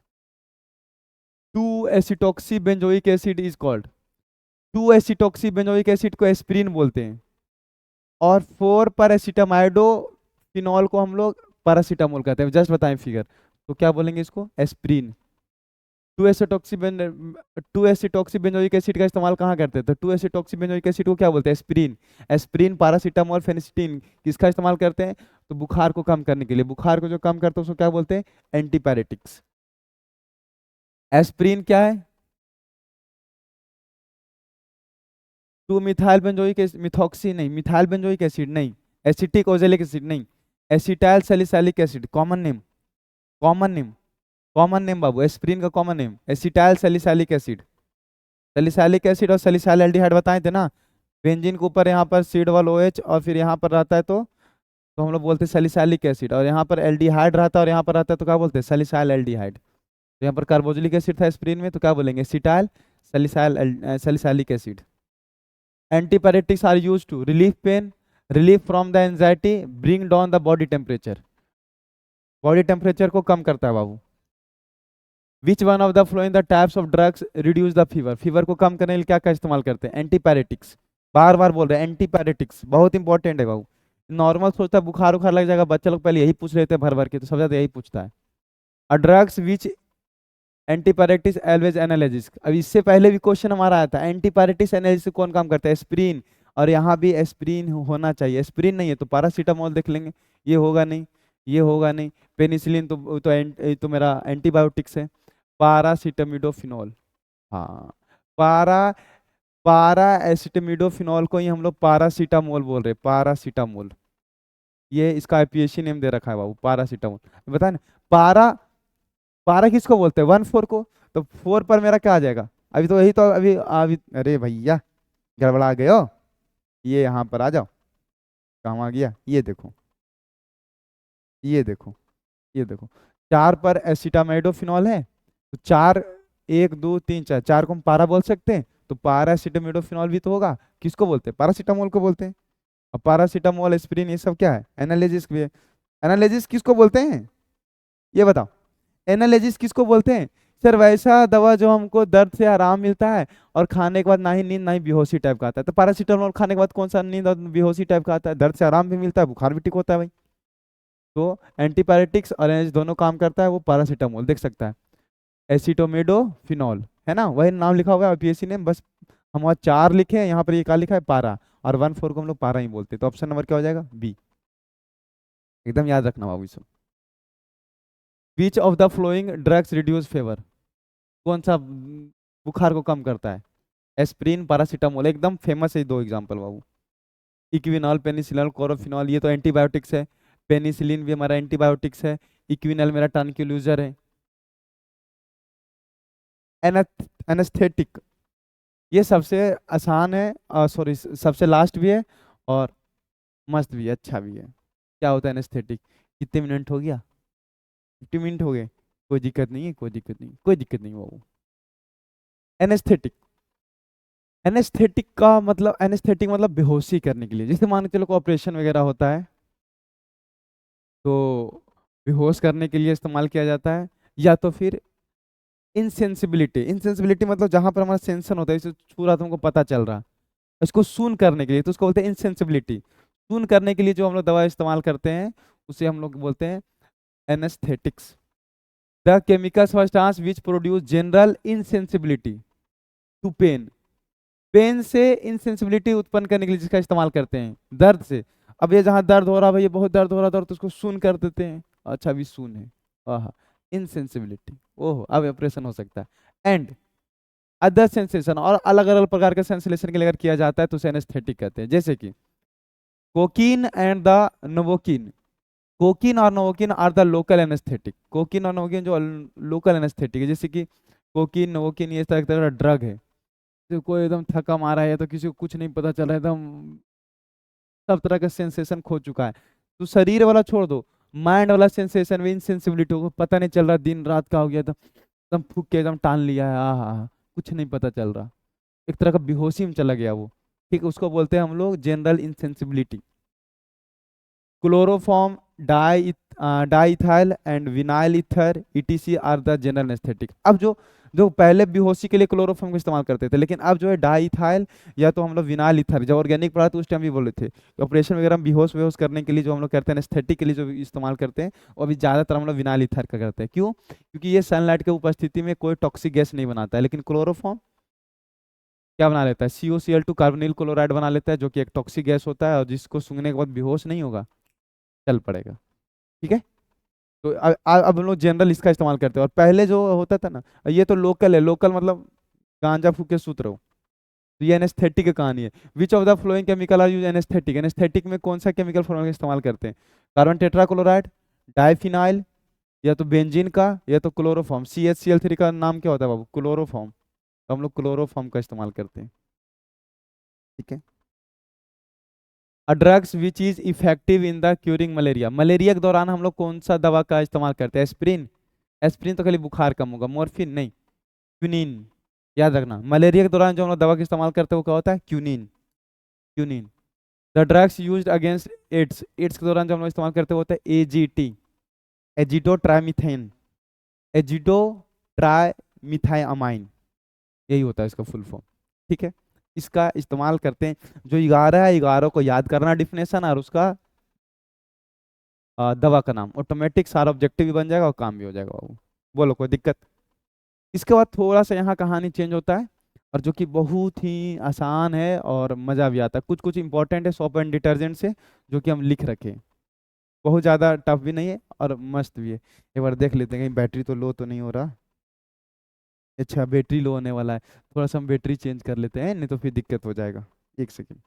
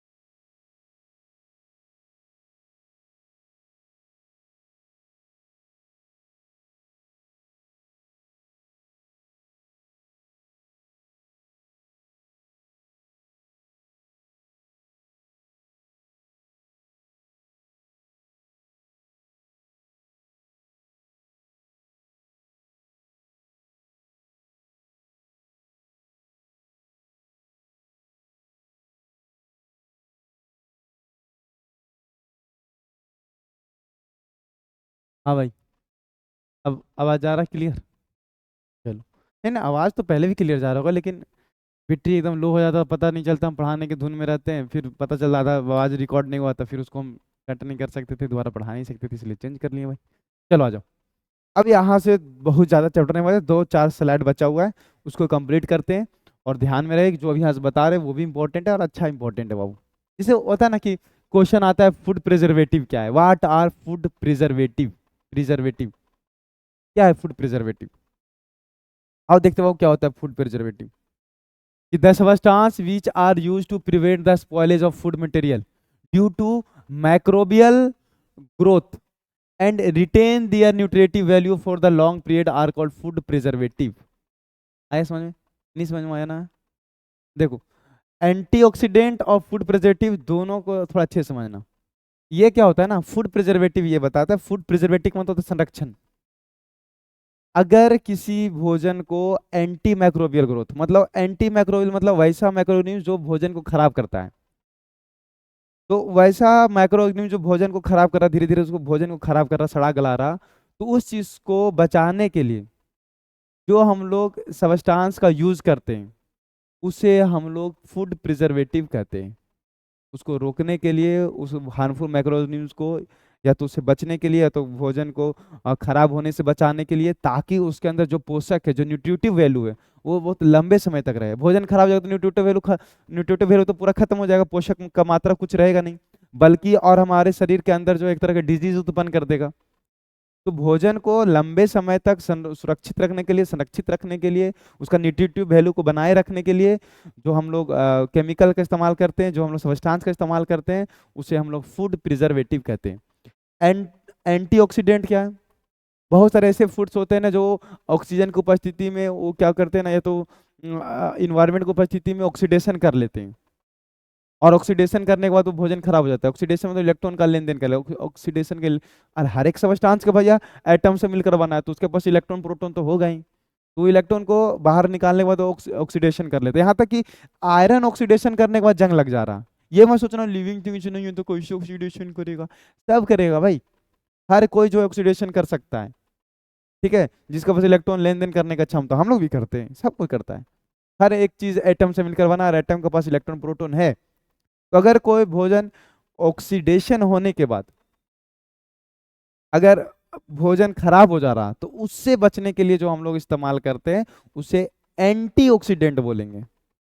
समझो ना, ऑक्सीडेशन होकर जो भोजन खराब हो जाता है, तो उस ऑक्सीडेशन को रोकने के लिए जो हम लोग केमिकल सब्सटेंस का इस्तेमाल करते हैं उसे हम लोग क्या बोलते हैं, एंटीऑक्सीडेंट। दोनों समझना ध्यान से, ठीक है?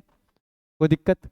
लिखा हुआ है कि the substance which are use to prevent the spoilage of food, वैसा पदार्थ जो फूड मटेरियल को खराब होने से, स्पॉइल मतलब क्या होता है, स्पॉइलेज मतलब खराब होने से रोकता है, किसके कारण, ड्यू टू माइक्रोबियल ग्रोथ। तो माइक्रोऑर्गेनिज्म को बढ़ने के कारण जो हमारा फूड, जो भोजन जो खराब होता है उसको रोकने के लिए जो हम लोग केमिकल सब्सटेंस का इस्तेमाल करते हैं, and to retain their nutritive value for the long period, ताकि उसका जो पोषक वैल्यू वो बहुत लंबे समय तक रह सके, तो उसे हम लोग फूड प्रिजर्वेटिव कहते हैं। जैसे कि sugar, salt, oil, sodium benzoate, नमक मिला के रख देते हैं, तेल में डुबो के रख देते हैं, जैसे भी रखते बहु, तो उसको हम लोग फूड प्रिजर्वेटिव बोलते हैं। Water antioxidant, give two example, अगर ये आता है तो क्या लिखेंगे, द सबस्टांस विच प्रिवेंट और रिटार्ड, वैसा सबस्टांस जो रोकता है या तो रिटार्ड करता है क्या, the oxidative deterioration of food, भोजन को ऑक्सीडेशन करके खराब होने से, डिटोरेशन मतलब होता है खराब, खराब, समझ मारा? तो भोजन को ऑक्सीडेशन करके खराब होने से जो पदार्थ रोकेगा, ताकि ऑक्सीडेशन करके खराब ना हो जाए, तो उसे हम लोग एंटीऑक्सीडेंट कहेंगे। जैसे एग्जांपल में ब्यूटिलेटेड हाइड्रोक्सिल टोलिन यानी BHT, और ब्यूटिलेटेड हाइड्रोक्सिल एनिसोल यानी BHA, और दो एग्जांपल पूछता भी है, तो ये दोनों दोनों इंपॉर्टेंट इसलिए हम लिख रखे हैं बाबू, ठीक है? What are the artificial sweetening agent, artificial sweetening agent क्या है भैया? आर्टिफिशियल स्वीटिंग एजेंट, जैसे शुगर खाते हैं तो हमको मीठा लगता है ना, हाँ, तो आर्टिफिशियल स्वीटिंग मतलब एक कुछ ऐसा केमिकल सब्सटेंस है जो तुम खाओगे तो मीठा लगेगा। अब सुक्रोज क्या है, चीनी क्या है, वो हमारे बॉडी के अंदर जाता है, वो टूटता है ग्लूकोज में, फ्रुक्टोज में, फिर हमको ग्लूकोज देता है, तो बहुत सारा हमको जो न्यूट्रिटिव वैल्यू देता है। पर जो आर्टिफिशियल स्वीट होगा वो तो मीठा तो होगा, बहुत मीठा होगा, शुगर की तुलना में एक से एक अजीब टाइम बहुत ज्यादा मीठा होगा, लेकिन उसके पास न्यूट्रिटिव वैल्यू नहीं होगा, पोषक नहीं होगा, हमारे शरीर के अंदर कुछ काम नहीं करेगा, बस खाली मीठा लगेगा। वो सब शादी ब्याह में इस्तेमाल करो। चीनी कौन मिलाना जा रहा है? चलो चीनी मिलाएंगे तो उसके अंदर बॉडी के अंदर एनर्जी मिलेगा, तो हटाओ, हम मिला देते हैं एस्प्रेटिन मिला देते हैं, सैकरिन मिला देते हैं, सेक्रोलोज मिला देते हैं, एलिटेम मिला देते हैं। चीनी की तुलना में ज़्यादा मीठा भी रहेगा और कुछ एनर्जी एनर्जी भी नहीं मिलेगा। अब मज़ा आ रहेगा एकदम, बाराती वाला का पिलाने में काम आएगा एकदम। कौन सा पता चल रहा है बॉडी के अंदर कितना एनर्जी मिल रहा है? एनर्जी के लिए पीता तो दारू पीता, पागल। देखो, आर्टिफिशियल स्वीटिंग एजेंट क्या है?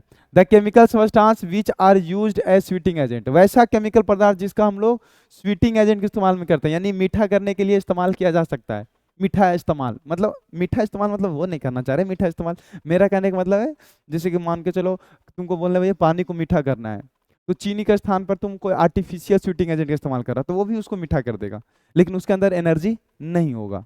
वही बात हम बोलना चाह रहे हैं कि the chemical substance which are used to sweetening agent in the place of sugar, कि शुगर के स्थान पर जो स्वीटिंग एजेंट का काम करता है, मीठा ही ना करना भैया।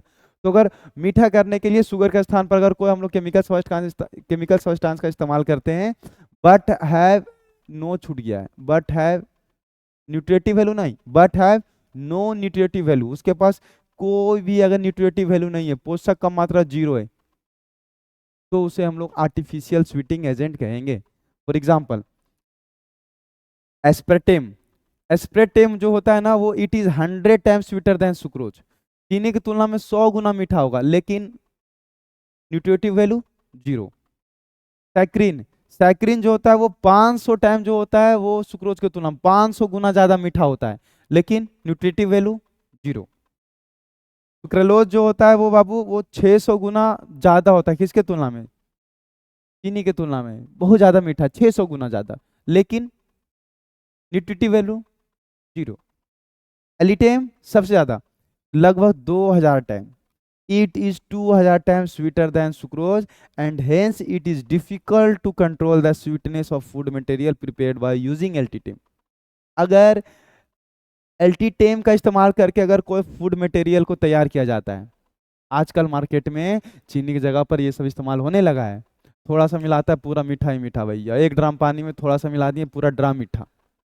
ये जो लोग जो होता है ना 72 हुर वाले सब, कि हाँ भैया पर ऐसे ऐसे 72 हुर होते हैं कि समुंदर में थूक दे तो समुंदर मीठा हो जाता है, हैं वो क्यों बना रहा था, देखना एलिटेम कहीं ना मिला दे पूरा समुंदर हो जाएगा मीठा है। मजाक कर रहे थे, चलिए तरह। It is 200 times sweeter than sucrose, ये चीनी के तुलना में 2000 गुना ज्यादा होता है, and hence it is difficult to control the sweetness of food material by using alitame. अगर एलिटेम का इस्तेमाल करके कोई भोजन तैयार किया जाता है तो वो भोजन खाने के बाद उस स्वीटनेस को कंट्रोल कर पाना बहुत मुश्किल है, लगभग नहीं कर पाओगे। ठीक है, कोई दिक्कत? तो ये तो बाबू कहानी था आर्टिफिशियल स्वीटिंग एजेंट का। अब हम लोग इस चैप्टर में दो चीज और पढ़ते हैं, एक सॉप एंड एक डिटर्जेंट। डिटर्जेंट क्या है भाई, क्या है डिटर्जेंट?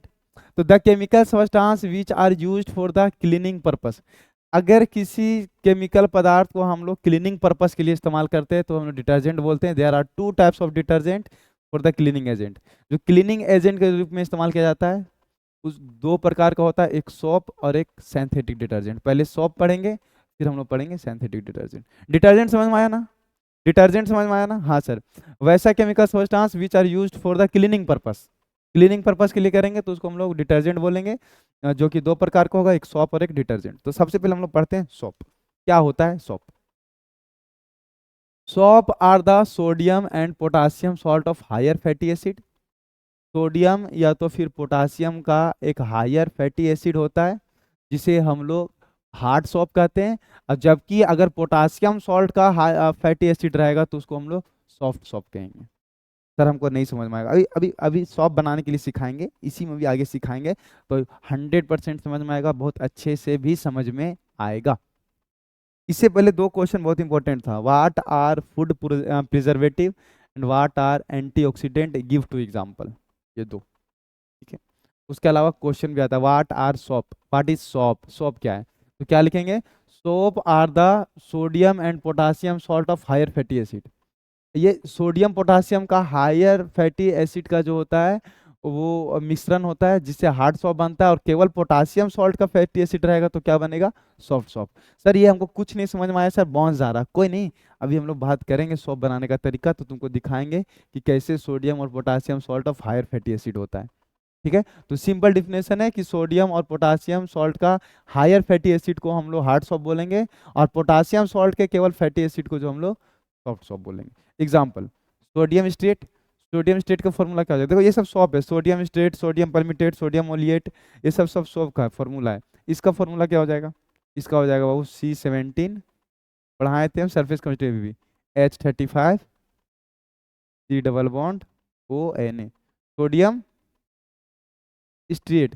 एक्चुअल में जानता है ये ऐसा होता है, एक्चुअल में होता है C17H35 C डबल OH, ये होता है स्टीरिक एसिड, स्टीरिक एसिड। बस H हटा के Na आ जाता है, तो इसी को हम लोग बोल देते हैं सोडियम स्ट्रिएट। इसका जो फॉर्मूला होता है ये होता है C15H31 C डबल ON, तो इसको हम लोग बोलते हैं बाबू सोडियम पल्मिटेट। लेकिन एक्चुअल में ये ऐसा होता है C15H31 C डबल OH, तो बोलते हैं पल्मिक एसिड, पल्मिक एसिड। ये देखो इससे बना हुआ, बस H हट के क्या आ गया? Na, तो क्या नाम हो गया? Sodium palmitate. Sodium oleate same to same वही है, ओलिक एसिड से मिलकर बना हुआ है ये, तो ये हो जाएगा C17H33 C डबल ONA। ये स्ट्रिक एसिड, ये पल्मिटिक एसिड, तो ये कौन हो जाएगा? Oleic acid. बस यहाँ H हट के कौन आ गया? Na। ये सब सब फॉर्मूला है बाबू सोप का। सर हमको ये नहीं समझ में आया सर हमको ये बिल्कुल नहीं समझ में आया सर, ये बिल्कुल नहीं समझ में आया। चलो देखो दिखाते हैं।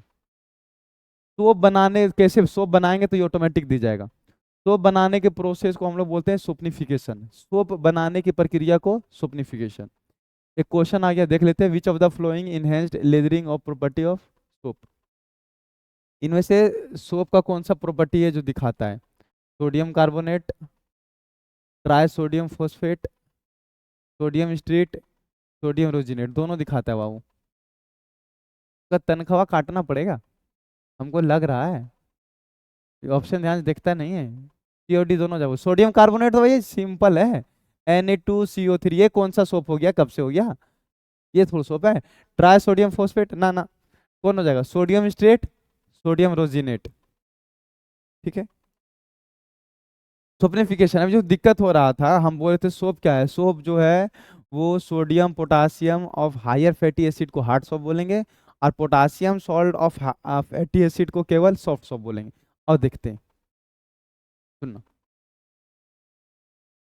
हम एक ऐसा लिखते हैं CH2O CHOH CH2OH OH। एक OH रहता है तो अल्कोहल, दो गो रहता है तो ग्लाइकोल, और तीन गो रहता है तो क्या बोलते हैं? Glycerol, glycerol. ठीक है, कोई दिक्कत? अब जो हम लोग क्या लेंगे? C17H35 C डबल OH, तो स्ट्रिक एसिड हो जाएगा। हाँ, तो इसका H और इसका H बाहर निकल जाता है, और कुछ ऐसा होता है, देखो ये H किसी में नहीं रहता, H इसमें भी नहीं रहेगा, H इसमें भी नहीं रहेगा, H इसमें भी नहीं रहेगा, रख देंगे बाबू तो फिर समझ में नहीं आएगा। यहाँ से हम अलग अलग दिखा देते हैं। CO C17H35 CO C17H35 CO C17H35 हो गया। इसका जो नाम हो जाएगा ग्लिसरॉल नहीं हो जाएगा, इसका नाम हो जाएगा ग्लिसरल, ग्लिसरल। अब देखो कहाँ गया, देखो C7H क्या बोलते हैं? सोडियम स्ट्रिएट, तो ये सोडियम तो है नहीं, तो इसको हम लोग बोलते हैं glycerol, glycerol 1 2 3 tri stearate, glycerol tri stearate. अब जैसे ही इसको हम लोग सोडियम हाइड्रोक्साइड के साथ रिएक्शन करवाएंगे 3 मोल NaOH के साथ, 3 मोल NaOH के साथ। कैसे टूटेगा? Na plus OH minus, Na plus OH minus, इसका ये बॉन्ड टूटेगा, ये वाला बॉन्ड टूटेगा। तो ऑक्सीजन नेगेटिव चार्ज रखेगा क्योंकि इसके पास इलेक्ट्रॉन खींचने की क्षमता ज़्यादा है, ये हो जाएगा प्लस, ये हो जाएगा प्लस, प्लस। तो इस प्लस वाला के पास कौन आएगा? तो सर इस प्लस वाला, सॉरी भाई, सॉरी सॉरी सॉरी, तो इस प्लस वाला के पास कौन आएगा? तो सर माइनस वाला। तो अब क्या होगा ना कि ये हो गया CH2 CH प्लस वाला के पास कौन आएगा? माइनस वाला। एक NaOH रहता था, एक OH मिलेगा, 3 OH है तो कितना OH मिलेगा? 3। तो यहाँ पर 3 OH आ जाएगा, एक OH यहाँ पर, एक OH यहाँ पर, और एक OH यहाँ पर। अब इसमें देखना बाबू, अगर ये टूट जाएगा यहाँ से तो सब अलग अलग हो जाएगा। यस सर, ये हो जाएगा प्लस C17H35 COO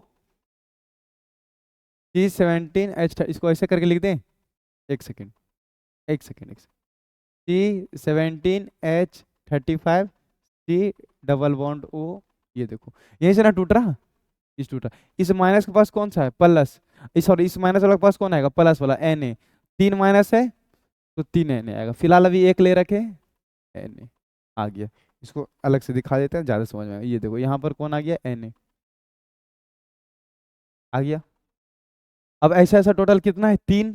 तो फिर हम यहाँ रख दिए 3, और 3 सोडियम भी बाहर निकल रहा था, ठीक है। तो इसको तो हम लोग ग्लिसरॉल बोलेंगे। भैया ये मेरा ग्लिसरॉल है, कितना बार कॉमन नेम ऑर्गेनिक बताएं, पर ये मेरा क्या हो गया? Sodium stearate, sodium sodium stearate. Sodium stearate क्या है मेरा? सोप है, सोप, ये मेरा सोप है। सोप बनाने के प्रोसेस को क्या बोलेंगे? सोपनिफिकेशन। ये जो प्रोसेस है उसको हम लोग क्या बोलेंगे? सोपनिफिकेशन, सोपनिफिकेशन। ये देखो, ठीक है।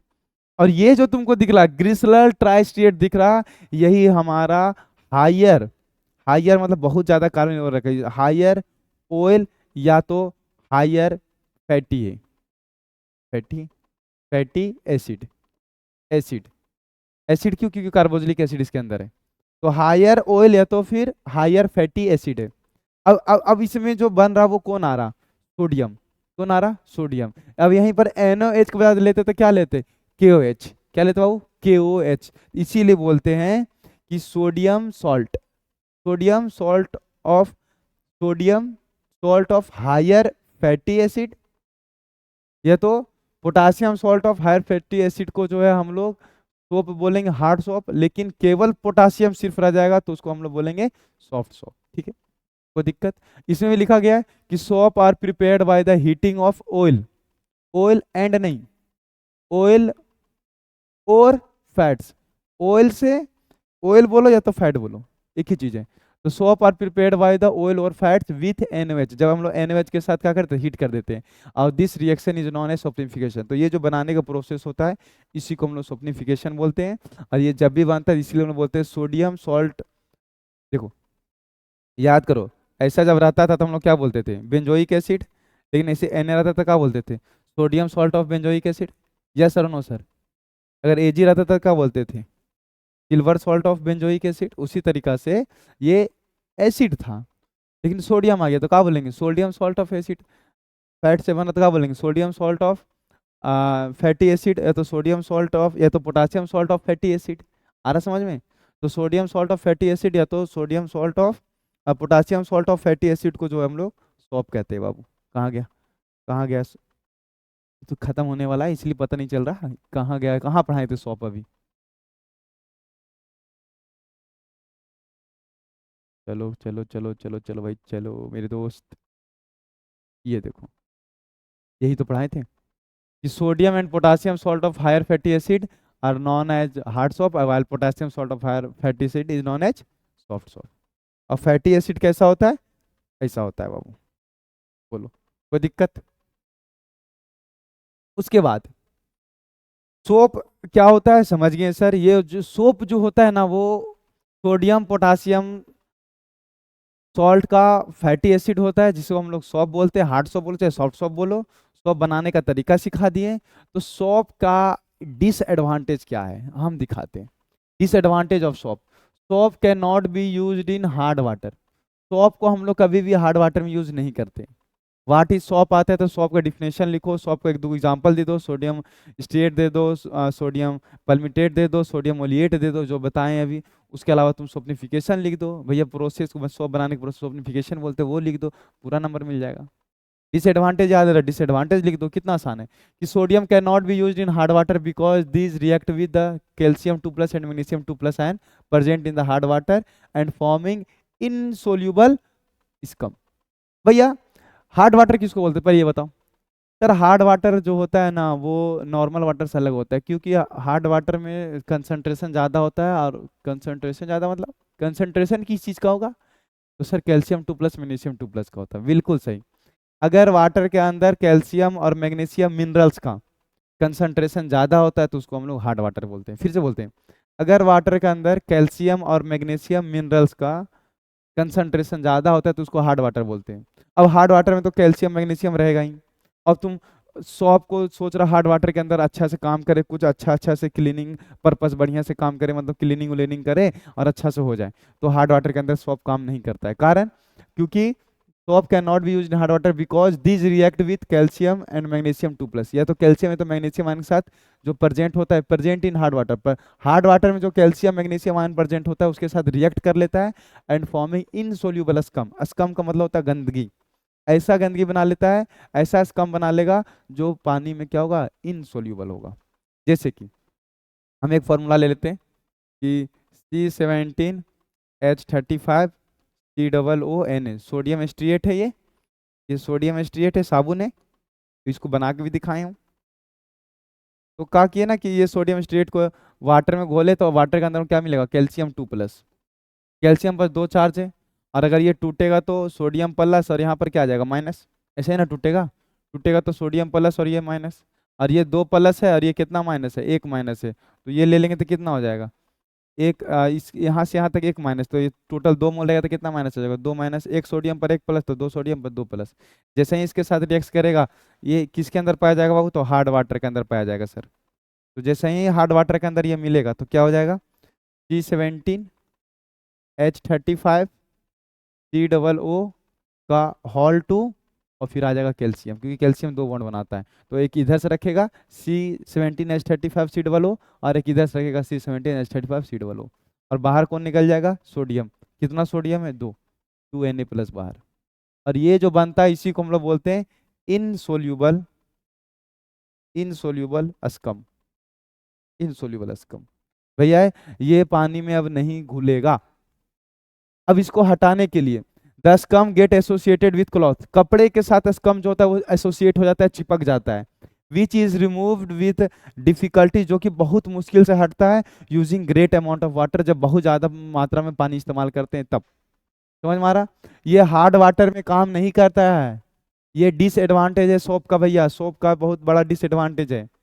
हम लोग जो इस्तेमाल करते हैं वो सिंथेटिक डिटर्जेंट का इस्तेमाल करते हैं, मतलब सिंथेटिक सोप का इस्तेमाल करते हैं, याद रखना, नेचुरल वाला नहीं, ये जो नेचुरल पाया जाता है उसका बात कर रहे हैं हम लोग।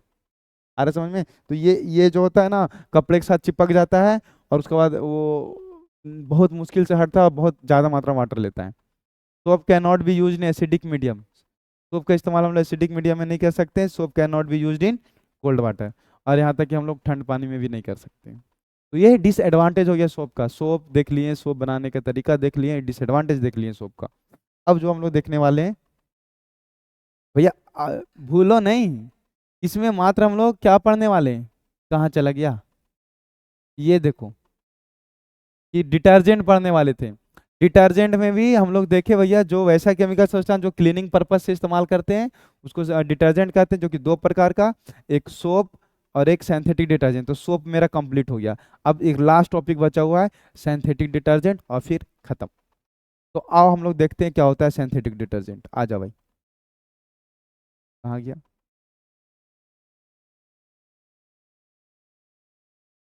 ये रहा। आइए देखते हैं क्या होता है synthetic detergent. Synthetic detergent, the synthetic detergent have cleaning action like soap. Synthetic detergent के पास जो है वो क्लीनिंग एक्शन होता है, साफ करने का क्षमता होता है, किसके जैसा, लाइक सोप, सोप के जैसा। But these are not sodium salt of higher fatty acid, जो हम दिखाएं स्ट्रक्चर बना के, ये सोडियम सॉल्ट का हायर फैटी एसिड नहीं होता है। देयरफॉर, इसलिए synthetic detergent are called soapless soap, इसलिए इसको हम लोग सोपलेस सोप कहते हैं। भैया ये सोप की तरह काम करेगा, ये भी क्लीन करेगा, पर सोप नहीं होगा। ये sodium salt of higher fatty acid नहीं होता, उतना लंबा चौड़ा ऐसा कुछ नहीं होता है ये, समझ में आ रहा। और ये एक सिंथेटिक डिटर्जेंट इसलिए भी कहते हैं क्योंकि ये एक देयरफॉर सिंथेटिक डिटर्जेंट, इसलिए हम लोग सिंथेटिक डिटर्जेंट को सोपलेस सोप भी कहते हैं। सोपलेस सोप मतलब सोप तो है पर सोप नहीं है। सॉप है, सॉप इसलिए क्योंकि सॉप की तरह काम कर रहा, क्लीनिंग एक्शन का काम कर रहा, पर वो सॉप नहीं है, इसलिए soapless soap. Synthetic detergent are sodium salt of sulphonic acid, synthetic detergent जो होता है वो sodium salt of sulphonic acid होता है, ना कि सोडियम सॉल्ट ऑफ पैल्मिटेट या तो फिर ओलिएट होगा बाबू। Advantage of synthetic detergent, synthetic detergent का क्या एडवांटेज है, they use in hard water, soap को हम लोग नहीं कर सकते। It function in acidic medium, उसको हम लोग नहीं कर सकते थे एसिडिक में, यहाँ तक कोल्ड वाटर भी नहीं कर सकते थे।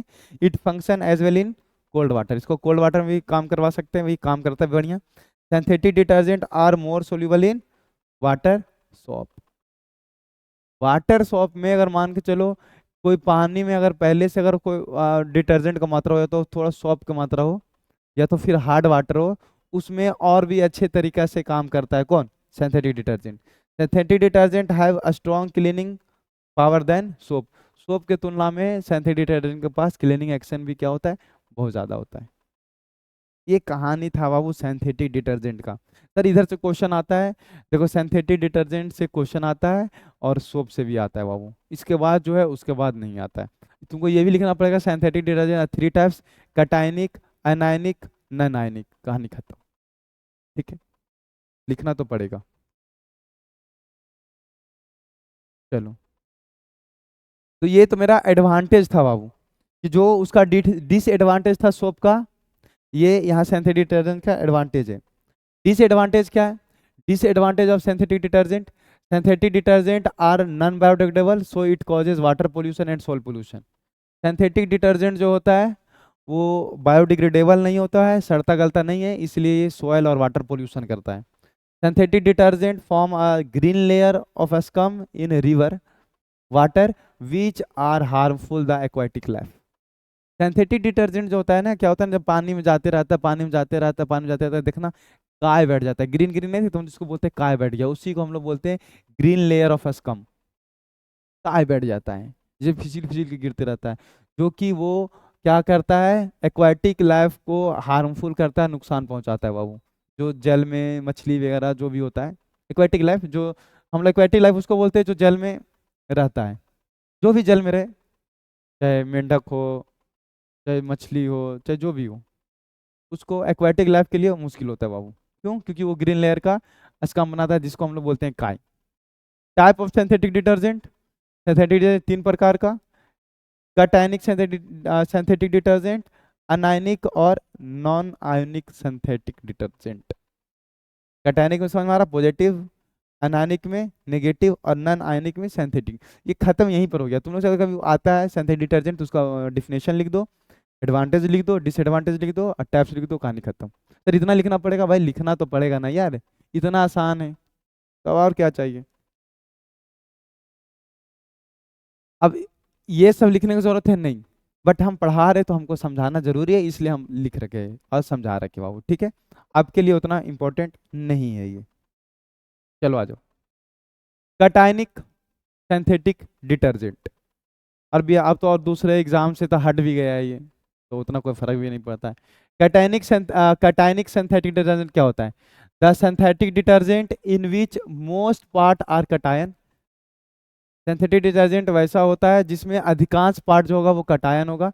These are molecule in which ammonia group are attached with hydrocarbon. भैया ये वैसा मॉलिक्यूल होता है जिसमें हाइड्रोकार्बन जो अटैच होता है, किससे होता है, अमोनिया ग्रुप से होता है, सारा हम सिखाते हैं।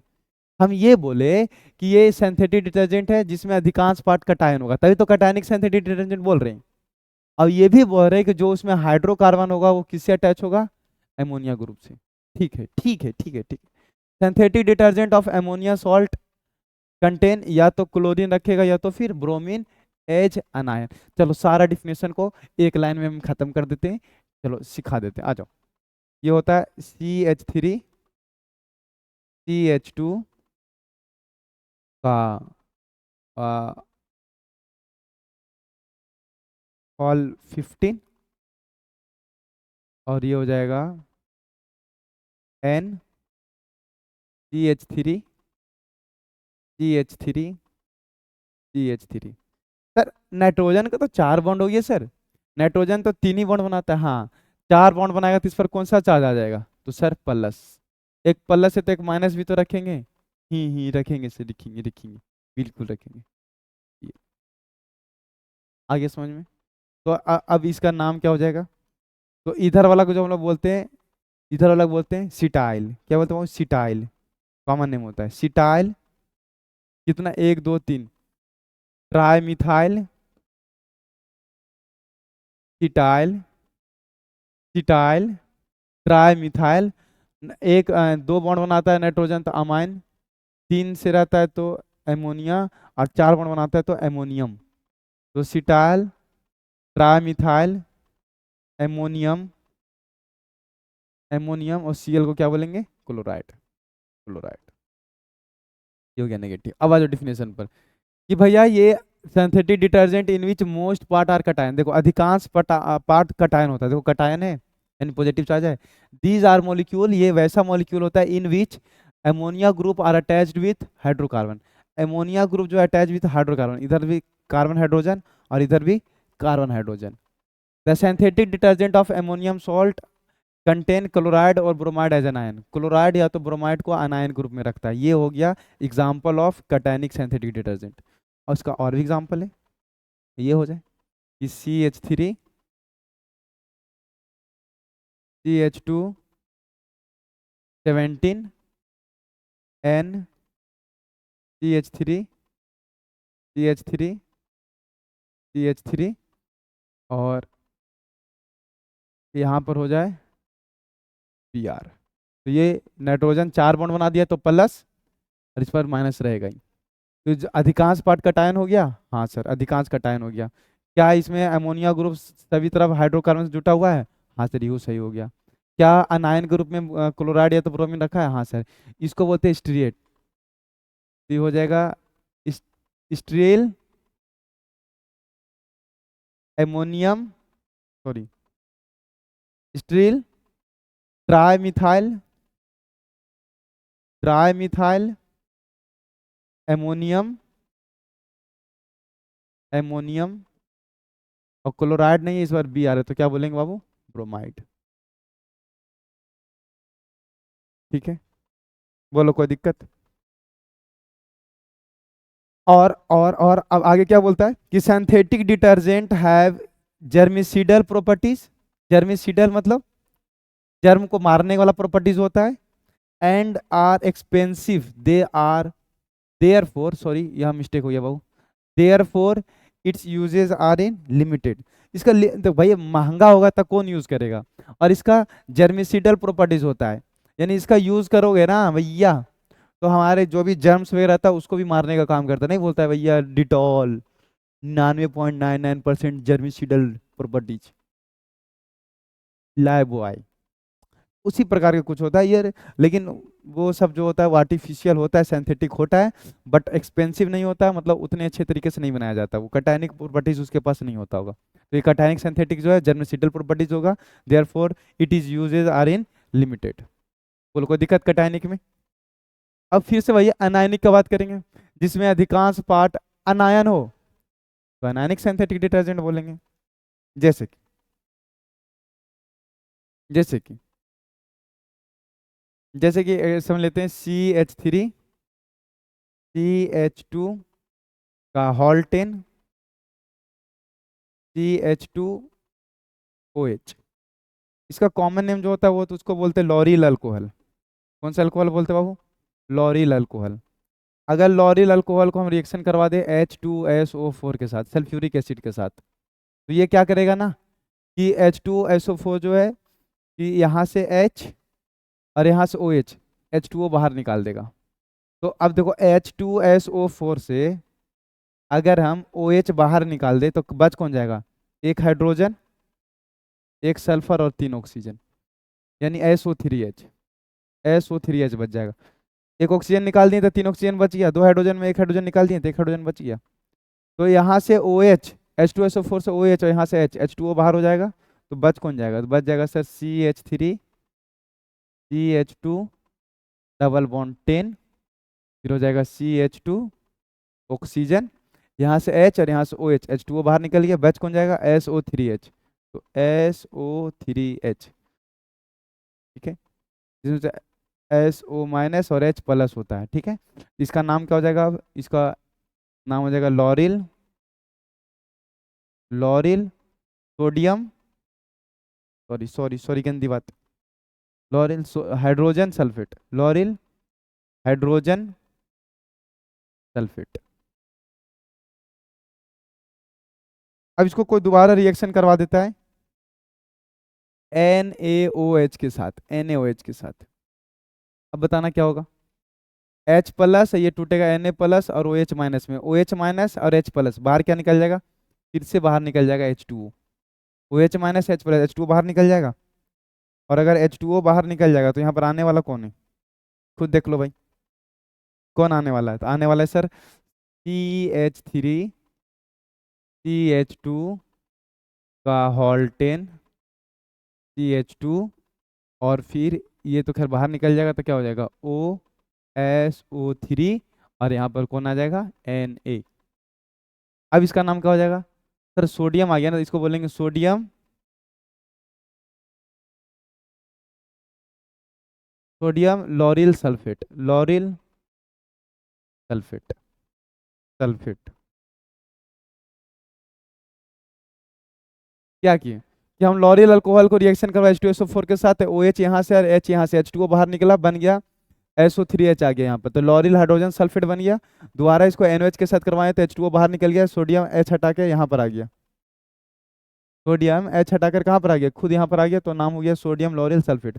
अब इसका देखो, ऊपर से भी हमको समझ में आ रहा था क्लियरली, लेकिन हम यहाँ बना दिए, ये हो गया माइनस, ये हो गया प्लस, ये हो गया माइनस, ये हो गया प्लस।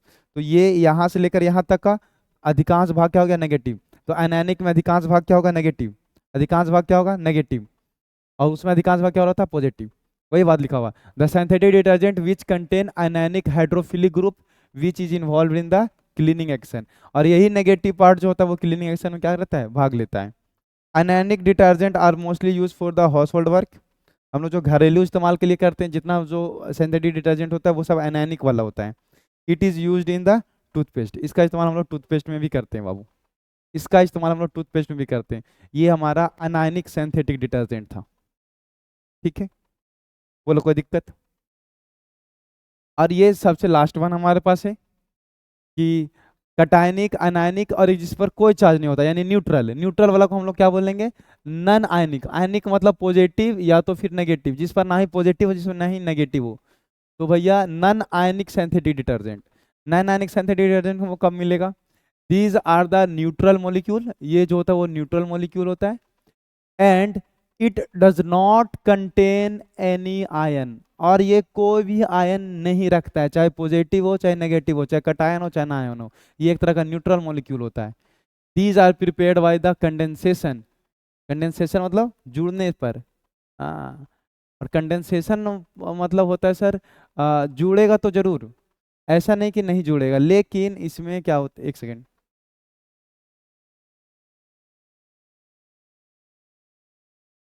ये कंडेंसेशन होता है, जो जुड़ता जरूर है बाबू, ऐसा नहीं कि नहीं जुड़ता है, जुड़ता जरूर है, लेकिन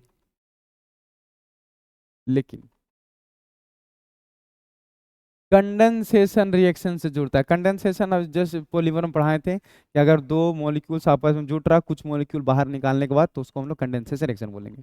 तो इसमें क्या होता है ना कि ये उदासीन मॉलिक्यूल होता है, न्यूट्रल मॉलिक्यूल होता है, जिसमें कुछ मॉलिक्यूल जो है वो आपस में जुड़ता है कंडेंसेशन रिएक्शन से, और सो भी लॉन्ग चेन बनाता है। किससे किससे मिलकर बनाता है वो, तो कार्बोक्सिलिक एसिड और पॉलीइथिलीन ग्लाइकोल। फिर से हम बोल देते हैं कि ये एक न्यूट्रल मॉलिक्यूल है जो कि कोई आयन नहीं रखेगा, और ये जो तैयार किया जाता है वो कंडेंसेशन रिएक्शन से तैयार किया जाता है, मतलब जो जब मॉलिक्यूल जुटेगा तो कुछ मॉलिक्यूल बाहर निकलेगा, और सभी लॉन्ग चेन में बनता है। तो किससे बनता है, तो कार्बोक्सिलिक एसिड और पॉलीइथिलीन ग्लाइकोल। ठीक है, पहले तो कार्बोक्सिलिक एसिड लिख लेते हैं। कार्बोक्सिलिक एसिड हम ये लिख लेते हैं C17H35 COOH। बोलो कोई दिक्कत? कोई दिक्कत नहीं। ये हमारे लिए कार्बोक्सिलिक एसिड हो गया। तो कौन से एसिड इसको बोलेंगे, स्टीरिक एसिड। और सोडियम ला जाएगा तो सोडियम स्ट्रिएट, तो सोडियम तो लगा हुआ नहीं, तो केवल स्टीरिक एसिड होगा बाबू। और CH2OH और CH2OH, इसको हम लोग बोलते हैं ethylene glycol. Ethylene glycol common name तो जानते ही होगा बाबू, अभी जस्ट पॉलीमर भी पढ़ के आए थे, इथिलीन ग्लाइकोल। अब बोल रहा कि पॉली इथिलीन ग्लाइकोल और कार्बोक्सिलिक एसिड जब लॉन्ग चेन बनाएगा कंडेंसेशन रिएक्शन का, मतलब जुड़ते हुए चला जाएगा भाई। ठीक है, और ये न्यूट्रल होता है, पॉजिटिव नेगेटिव नहीं होता है, तो जो हमारा सोप मिलेगा वो होगा नन आयनिक सिंथेटिक डिटर्जेंट। ठीक है, तो भैया ये पॉलीस्टरिक एसिड नहीं है कि पोली किस में लगा हुआ है, इथिलीन ग्लाइकोल में, मतलब ये एन मात्रा में होगा। तो एन मात्रा में होगा तो मान लो ऐसे ऐसे अगर बहुत सारा जुटा रहे, मान लो इधर भी जुटा रहे OHCH2, और फिर इधर से रहे CH2OH, ऐसे ऐसे बहुत सारा रहेगा। तो जब भी आएगा आपस में तो क्या होगा, ये होगा ना कि सर इसका OH, इसका OH, इसका H, या तो इसका OH और इसका H, बाहर क्या निकल जाएगा, H2O। और अगर H2O बाहर निकल जाएगा, तो अगर H2O बाहर निकल जाएगा तो ये जुटेगा किससे, CH2 ऑक्सीजन, CH2 से जुड़ जाएगा। ये सर नो से, और ऐसा एन मात्रा में जुड़ता रहेगा। देखो, तो यहाँ से ये हट जाएगा सर, यहाँ से H2O बाहर निकल जाएगा, H2O बाहर निकल गया। अब यहाँ से ये जुट जाएगा, ये जुट गया। इसको हम मिटा के ऐसे लिख देते हैं, यहीं पर लिख देते हैं, बाद में बोला नहीं कैसे कर दिए। Oxygen, CH2 OH। ठीक है, और ये सब मान लेते हैं एन मात्रा में, ये सब बढ़ता रहेगा, बहुत सारा रहेगा, एन मात्रा मान लेते हैं। और जब ये दोनों आपस में नजदीक में आएगा, ये दोनों जब आपस में नजदीक में आएगा, नजदीक में, इसको सिलेक्ट कैसे किए, इसको सिलेक्ट कर नहीं सकते एक एक करके, क्योंकि PDF में पढ़ा रहे हैं। तो खुद सोचो ना, जब ये एक दूसरे के नजदीक आएगा तो इसका OH, इसका H, चाहे इसका OH चाहे इसका H, कुल मिला के H2O बाहर निकल जाएगा। और H2O बाहर निकलेगा, यहाँ लिख देते हैं हम C17H35 C double bond OH। यही था, यही था। अब यहाँ से H2O बाहर निकलेगा, H2O बाहर निकलेगा, और H2O बाहर निकलेगा तो कैसा हो जाएगा ना sir, C double bond O CH2, जुट जाएगा। बता कहीं प्लस माइनस दिखा? नहीं सर, ये जो था स्टेरिक एसिड था, स्टेरिक एसिड था, ये मेरा स्टेरिक। एक सेकेंड बाबू, जब हम अलग करके बता ही रहे थे तो ये गलत कर दिए ना, चलो अलग करके ही लिख देते हैं, तो एक तुम लोग का रिएक्शन याद हो जाएगा, लिख लोगे। चलो देखो, नीचे लिख देते हैं। तो जब स्टेरिक एसिड और इथिलीन ग्लाइकोल, जब इथिलीन ग्लाइकोल अब ये नहीं रहा एन मात्रा में, तो इसको हम लोग क्या बोलेंगे बाबू, पॉली इथिलीन ग्लाइकोल, मतलब लार्ज मात्रा में। इथिलीन ग्लाइकोल नहीं है अब, ये पॉली इथिलीन ग्लाइकोल, मतलब बहुत सारा ऐसा रहेगा। तो जब ये एक दूसरे का नजदीक आएगा तो यहाँ से OH, यहाँ से H2O बाहर निकल जाएगा, तो क्या बन जाएगा, C17H35 C double bond O, और यहाँ से मान लेते हैं कि H, और यहाँ से OH, H2O बाहर निकल जाएगा तो कौन बच जाएगा, CH2, फिर से CH2, और फिर ऑक्सीजन, फिर से CH2, फिर से CH2 OH, और एन मात्रा में ऐसा बढ़ता चला जाएगा। ठीक है, तो अब इसको हम लोग बोलेंगे कि सर ये मेरे लिए नन आयनिक सिंथेटिक डिटर्जेंट है, ये हमारे लिए नन आयनिक सिंथेटिक डिटर्जेंट है। ठीक है, its cleaning action like a soap, it also remove oil and grease by forming micelles. ये भी सोप की तरह काम करता है। और मिसेल्स बनाने, ये पहले तो खुद को मिसेल्स बना लेगा। मिसेल्स क्या होता है, ये हम पढ़ाए थे बाबू सरफेस केमिस्ट्री में। हाँ, जब कंसंट्रेशन ज़्यादा होता है तब मिसेल कुछ ऐसा प्रकार का रहता है ना, कि जितना भी वाटर में घुलने वाला जो पार्ट होता है वो ऊपर में रहता है, और जो नहीं घुलने वाला रहता है वो कहाँ रहता है, सब नीचे इधर की ओर, इधर को हम लोग क्या बोलते हैं, मिसेल। जब कंसंट्रेशन ज़्यादा होता है ऐसा बना, तो ये मिसेल बनाता है। और वो मिसेल क्या करता है कि ऑयल और ग्रीस को क्या करता है, हटाने का काम करता है। कौन? Non ionic synthetic detergent. बोलो कोई दिक्कत? बोलो बाबू, कोई दिक्कत नहीं ना? चलो, तो इसको कंप्लीट कर लीजिएगा। Which among the following is sweetest artificial sugar, सबसे ज्यादा स्वीटेस्ट कौन था? एलटीएम। कब कितना हो रहा था? 2000 टाइम। 2000 टाइम से बहुत होता है बाबू, 2000 टाइम सुक्रोज की तुलना में सबसे ज्यादा। विच of the following is not a food additive, इनमें से कौन सा है जो फूड एडिटिव नहीं है, मतलब जो भोजन को नहीं बचाता है खराब होने से। प्रिजर्वेटिव बचा भी करता है, फ्लेवर ऐड करने से बचाता है, स्वीटिंग एजेंट ये भी बचाता है। बोले ना सॉल्ट, ऑयल, ये सब फूड प्रिजर्वेटिव के अंदर आता है बाबू। Sugar, oxidant. ऑक्सीडेंट मतलब, ऑक्सीडेंट मतलब क्या समझते हैं? तो सर जो ऑक्सीडेशन करता है, हाँ। फूड प्रिजर्वेटिव कौन था? Antioxidant. What are antioxidant, give two example. Antioxidant भोजन को रोकता है, ऑक्सीडेंट नहीं। एंटीऑक्सीडेंट मतलब हो गया जो ऑक्सीडेंट ऑक्सीडेशन होने से रोक रहा। ऑक्सीडेंट मतलब जो ऑक्सीडेशन करवा रहा है, तो ये एंटीऑक्सीडेंट हो गया, ऑक्सीडेशन को रोकेगा। ये तो खुद ऑक्सीडेंट है। भोजन को और ऑक्सीडेशन करवा देगा, तो मतलब खराबी नहीं करवा देगा। और हमसे पूछा रहा नॉट फूड एडिटिव, जो भोजन को नहीं बचा पाएगा, तो ये ऑक्सीडेंट, ये हमारा फूड प्रिजर्वेटिव नहीं है।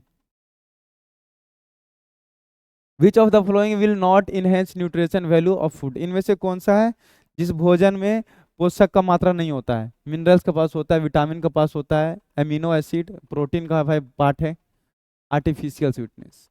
एक तो बताइए कि ये बहुत सारा है लेकिन कोई वैल्यू नहीं रहता है। अब कोई पार्ट नहीं है, खत्म। खत्म बाबू, खत्म।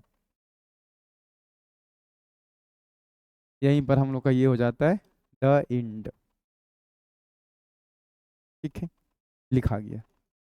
इस सुंदर सा बना देते हैं।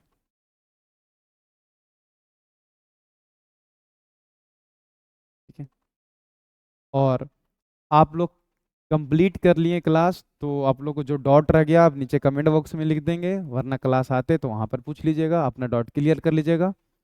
और अच्छा लगे तो अपने दोस्त यार जो भी रहे जरूर शेयर करें, ताकि हमें भी एक तरह का मोटिवेशन मिलता रहे बाबू। ठीक है, क्योंकि हम भी जो आप ही लोग के भरोसे है कि आप लोग मेरा वीडियोस को देख रहे हैं और लाइक्स कर रहे हैं, शेयर कर रहे हैं, तो और भी अच्छा लगता है, और भी मन से वीडियो बनाने का मन करता है। ठीक है, इस बात का ध्यान रखा करें, तो मोटिवेशन मिलता है बाबू।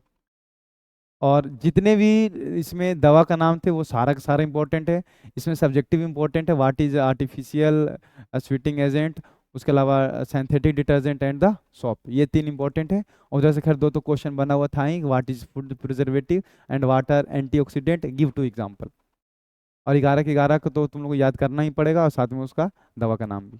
ठीक है, तो आराम से पढ़ते रहिए, जहाँ भी है मस्त रहिए, अच्छे से रहिए, पढ़ते रहिए। ठीक है।